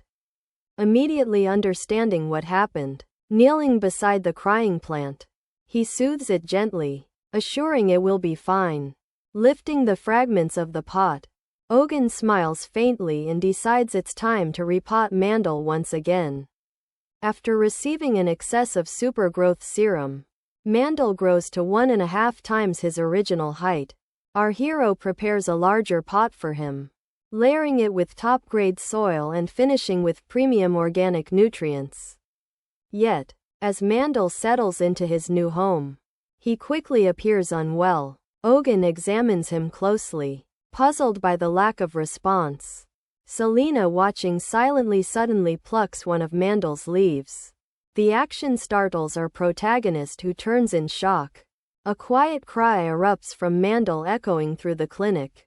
He flinches, covering his ears, while Selena freezes, equally startled. After a tense silence, Mandel gives a weak response. Our boy concludes that frequent removal from his pot dulled Mandel's voice and reassures him it will return naturally over time. The following day, Mandel looks even worse. Leaves drooping, surface pale, and signs of accelerated aging spreading. Ohjin's worry deepens, fearing Mandel might wither completely. Selena wonders if the fertilizer was insufficient and suggests adding more. But before she can act, Po steps in, warning against ignorance. She insists that replacing the entire soil caused Mandel's rejection. The soil, familiar to Mandel, is like his lifeblood. Replacing it all at once left him too weak to adapt. Had they delayed treatment, Mandel would not have survived. Po takes charge, ordering immediate corrective steps. All leaves are to be removed to conserve moisture, and Mandel is placed in a ventilated area shielded from sunlight to suppress photosynthesis. Ohjin quietly encourages Mandel to endure the next few days, promising recovery. That night, under the moonlight, Mandel stands silent and still, weeping softly from his stem. Ping waddles over cheerfully, unaware of the tension, and demands a playful kick. Before he can act, our protagonist catches him mid-motion. Suddenly, realization dawns. Ping stole the missing medicinal herbs. Ohjin scolds him for greed and carelessness, pointing out his excessive weight gain. Ping retaliates by biting his fingers. At that moment, Sancha appears and strikes Ping across the head. The mark on Ping's body flares to life, glowing intensely. Our boy panics, recognizing the dangerous surge of energy, and pleads for the reaction to stop. His necklace suddenly shines with radiant light, enveloping Ping in a containment barrier. The mark's power, his division core, is absorbed into the necklace. Ohjin stumbles backward as the energy disperses across the room. One pulse striking Mandel's pot. Mandel instantly revives. Color returns. His form grows vibrant, and he begins to sway as if dancing. Our protagonist stares in disbelief. Selena explains that the energy from Ping Ping's division core triggered rapid cell division in Mandel, causing extraordinary regeneration and accelerated growth. Pio celebrates Mandel's recovery, relief evident on her face. Ohjin laughs quietly as tension dissolves. Selena picks up the exhausted Ping Ping, assuring him his core is safe and will restore with time. Our boy warns not to feed Mandel's leaves to Ping Ping again, while Selena acknowledges the brilliance of the division core that saved them all. She quietly credits her master for its creation. In the Western Forest, there is a ghost story known as the Tale of the Legless Beauty. She is said to appear as a beautiful woman with long hair, but in reality, she is a man-eating monster with sharp teeth and no hind legs. Crawling on her front legs, she appears whenever she hears a baby cry. Some say she is the vengeful spirit of a yokai who went mad after losing her child. Pio tells the story with conviction, insisting it is true, but Ohjin dismisses it as absurd and baseless. Pio sticks to her claim while our hero questions the lack of witnesses. Then Selena reveals she encountered signs of the creature in the Western Forest a week earlier. Traces of something crawling on its front legs marked the ground. The eerie presence had driven people away, allowing her to gather herbs in peace. Ohjin becomes uneasy and suddenly a scratching sound comes from the door. Both Pio and our protagonist are startled, while Selena remarks that it sounds like someone is there. Despite their warnings not to open it, she swings the door wide, revealing Max. Our boy is startled and notices Max holding Mr. Schwein's clothes in his mouth. Suspecting something may have happened to Schwein and follows Max to find out. When he reaches Schwein, he finds him safe and well. Schwein greets him and asks what brings him there. Ohjin, relieved, thanks him. Schwein identifies the fabric as a piece of Max's comfort toy, realizing the dog must have been bored because he had been too busy lately. While in the forest, our protagonist notices that Schwein is working late. Schwein points to a net hanging in a tree. A kitten is trapped inside. He explains that poachers have been active in the Western Forest, setting nets everywhere, and young animals keep getting caught. One kitten is hanging too high for him to reach, so he goes to fetch a pole. While waiting, Ohjin notices marks on the tree, deep scratches, as if something had clawed at it. Schwein also observes that the footprints around the tree are strange, resembling those of a creature crawling only on its front legs. Both grow uneasy, remembering the ghost story. Suddenly, they hear the sound of crying. Our hero asks Schwein to stop making that noise, admitting he hates things like this. Schwein denies it, but the crying sound grows closer. Then a figure appears, and both freeze, fearing the legless monster has come. Instead, it is a fox. Ohjin notices its hind legs are injured, explaining the dragging footprints. The trapped kitten continues to cry from above, and the fox barks at it, clawing at the tree. Our protagonist realizes the fox is reacting to the cries and suspects it plans to eat the kitten. The crying continues, and the net begins to shake. Suddenly the cage falls. Ohjin rushes forward, catching it just in time. Relieved, he looks inside and sees that it is not a kitten, but a fox cub, and it is already dead. A sound behind our protagonist makes him turn. The large fox stands there, preparing to attack. Ohjin realizes he let his guard down. Suddenly, Selena appears and shoots the fox with a tranquilizer. The animal collapses unconscious. Selena checks our hero for injuries and finds him unharmed. She had arrived just moments earlier, drawn by curiosity about the rumored creature. which has now revealed itself as a celestial fox. Ohjin examines the fox closely, confirming its identity, and noting numerous wounds across its body, including gunshot injuries on the hind legs. Selena inspects it as well, observing that it must have given birth recently. Its glands are swollen, and there are faint traces of suckling, suggesting it has not nursed for some time. Our hero realizes that the dead fox cub in the net must be its child. The fox cub was killed by hunters who cursed their luck, disappointed that it wasn't fully grown. Still, they decided the white fur would fetch a good price. Before they could take it away, the mother's furious cry pierced the forest as she lunged at them, forcing the hunters to flee. In the silence that followed, she approached her cub's body, only to see a small cat emerge beside it, softly meowing. She gathered her injured cub and lay down in the rain as the cub weakly nursed. Later that night, the mother opened her eyes again. While she slept, the same cat appeared nearby. The baby fox crawled toward it, and the two began to play, until in the next instant, both were caught in a net. The mother woke to the sound, spotting her cub trapped high in the branches, and cried helplessly beneath the tree. Now in the present, the mother fox thrashes violently on the clinic floor. Our hero struggles to hold her still, but she sinks her teeth into his arm. Reacting quickly, he injects a tranquilizer into her neck.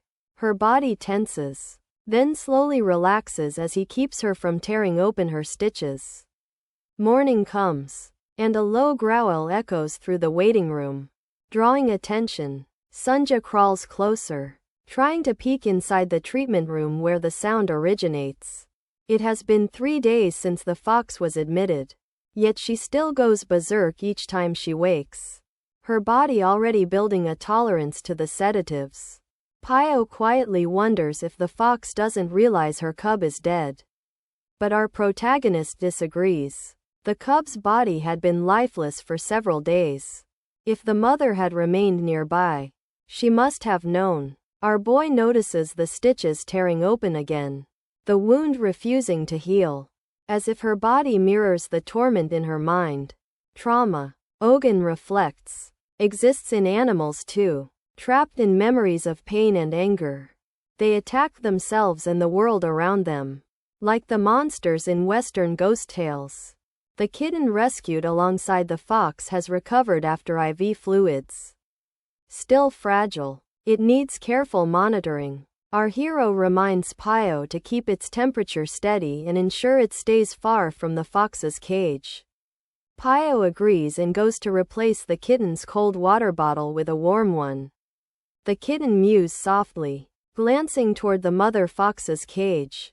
When Pio returns with the heating pad, she freezes. The cage door hangs open. The kitten is gone. Panic floods her as she spots it inside the fox's enclosure, nestled against the mother's body. Pio alerts our protagonist immediately, fearing the worst in the fox's unstable condition. Any movement could turn fatal. But when they rush in, they find the kitten pressed against the fox, succulent quietly. The fox stirs. Her eyes flicker open and a tear slips down her face. Instead of lashing out, she lowers her head and gently licks the tiny creature. The entire room stands still, stunned by the sight of a wounded predator finding peace in the warmth of another life. The next day, the kitten dashes across the clinic floor, dragging Pio's glove between its teeth. Pio half-heartedly reaches for it before giving up as the kitten scampers straight toward the fox's cage. She decides to retrieve it later. What matters more is the fox itself. Its recovery, once stagnant, has become astonishing. Wounds that had refused to close now knit cleanly, and its rest is no longer plagued by nightmares. Pio marvels at the progress, unable to believe the creature once thought crippled now moves its paws again. The nerves still alive have begun to regenerate. Our hero watches quietly, reflecting that he cannot restore all that humans have taken.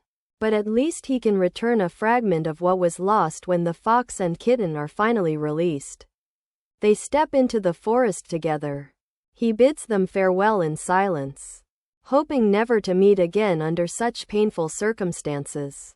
The fox glances back once, as if in acknowledgement, before vanishing into the trees. In time, rumors about the monster in the western forest fade away. A gentler tale takes their place. A story of a white fox roaming with a small cat always by its side.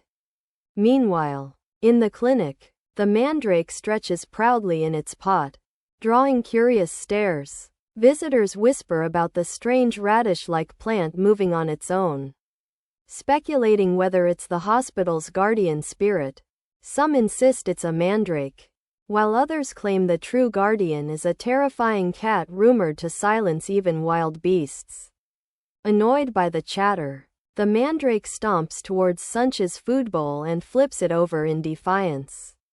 The crowd gasps. How dare it challenge the cat's authority? Their shock deepens when Suncha herself appears. Eyes glinting, the mandrake freezes in dread as she advances. She leaps forward, but instead of attacking, coughs up a hairball right on top of it.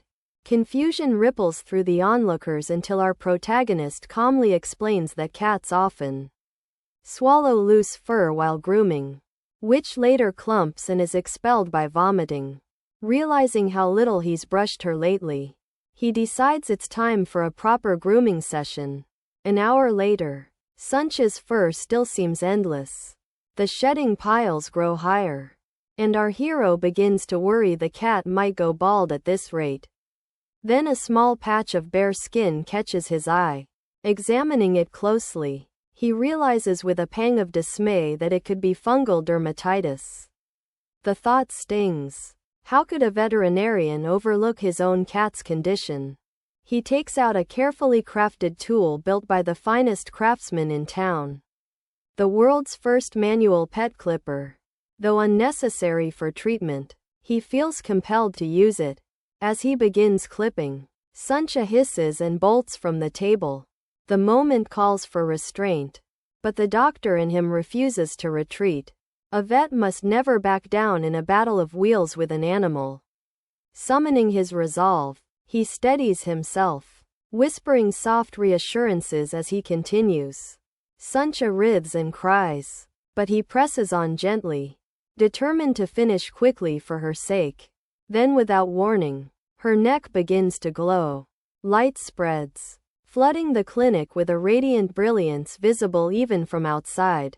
Startled, our protagonist steps back as a magic circle forms beneath her. From within the circle, Kalian materializes. Not a projection, but the man himself. Later over tea, our boy recounts everything.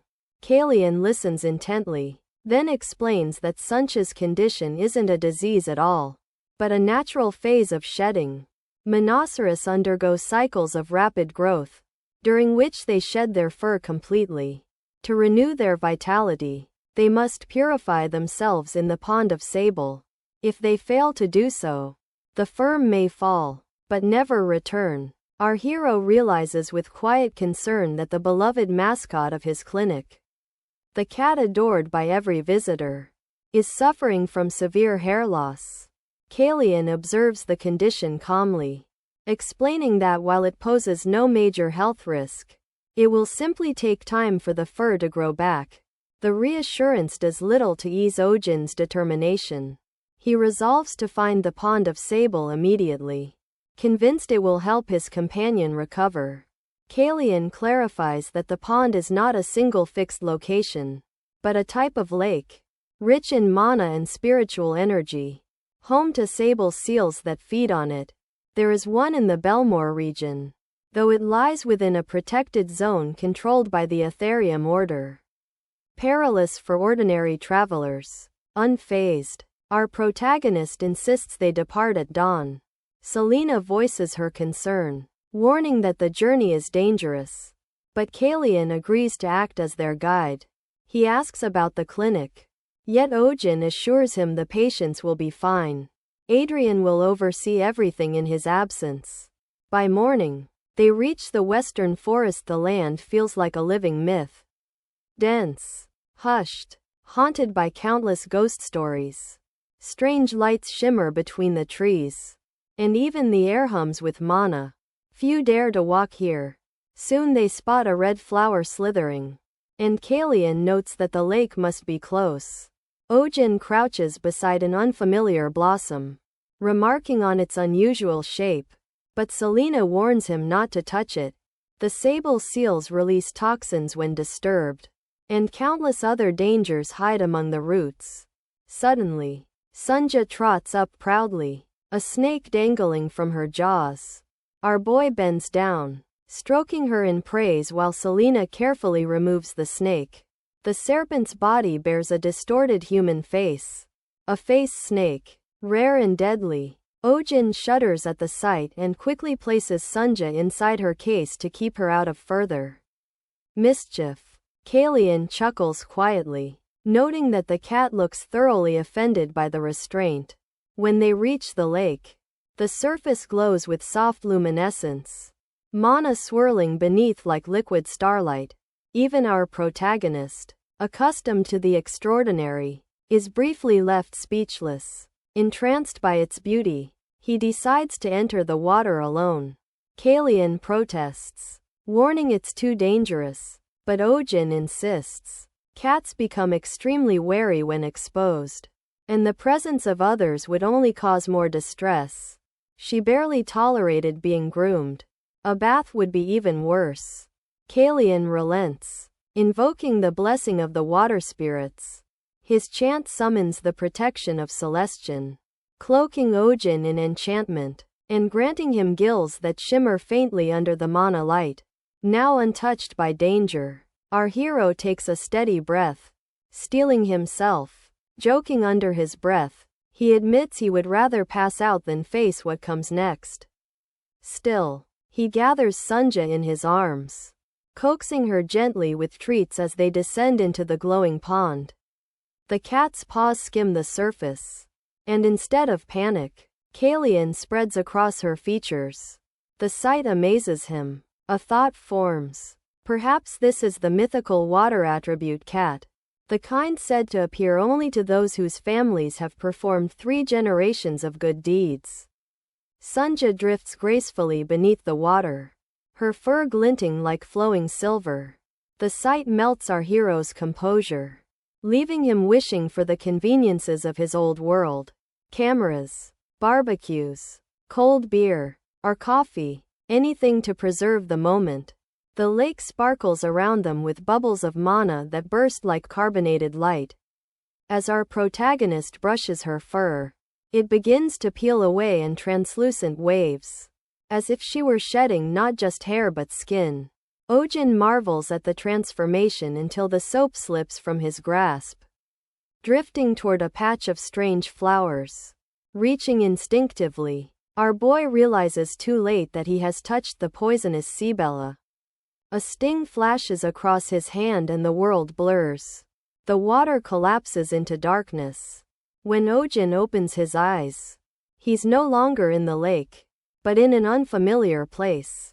Our protagonist looks around in confusion, whispering to himself in disbelief. Then, a massive paw rests on his shoulder. Turning slowly, he finds a lion standing behind him, its golden eyes calm and unblinking.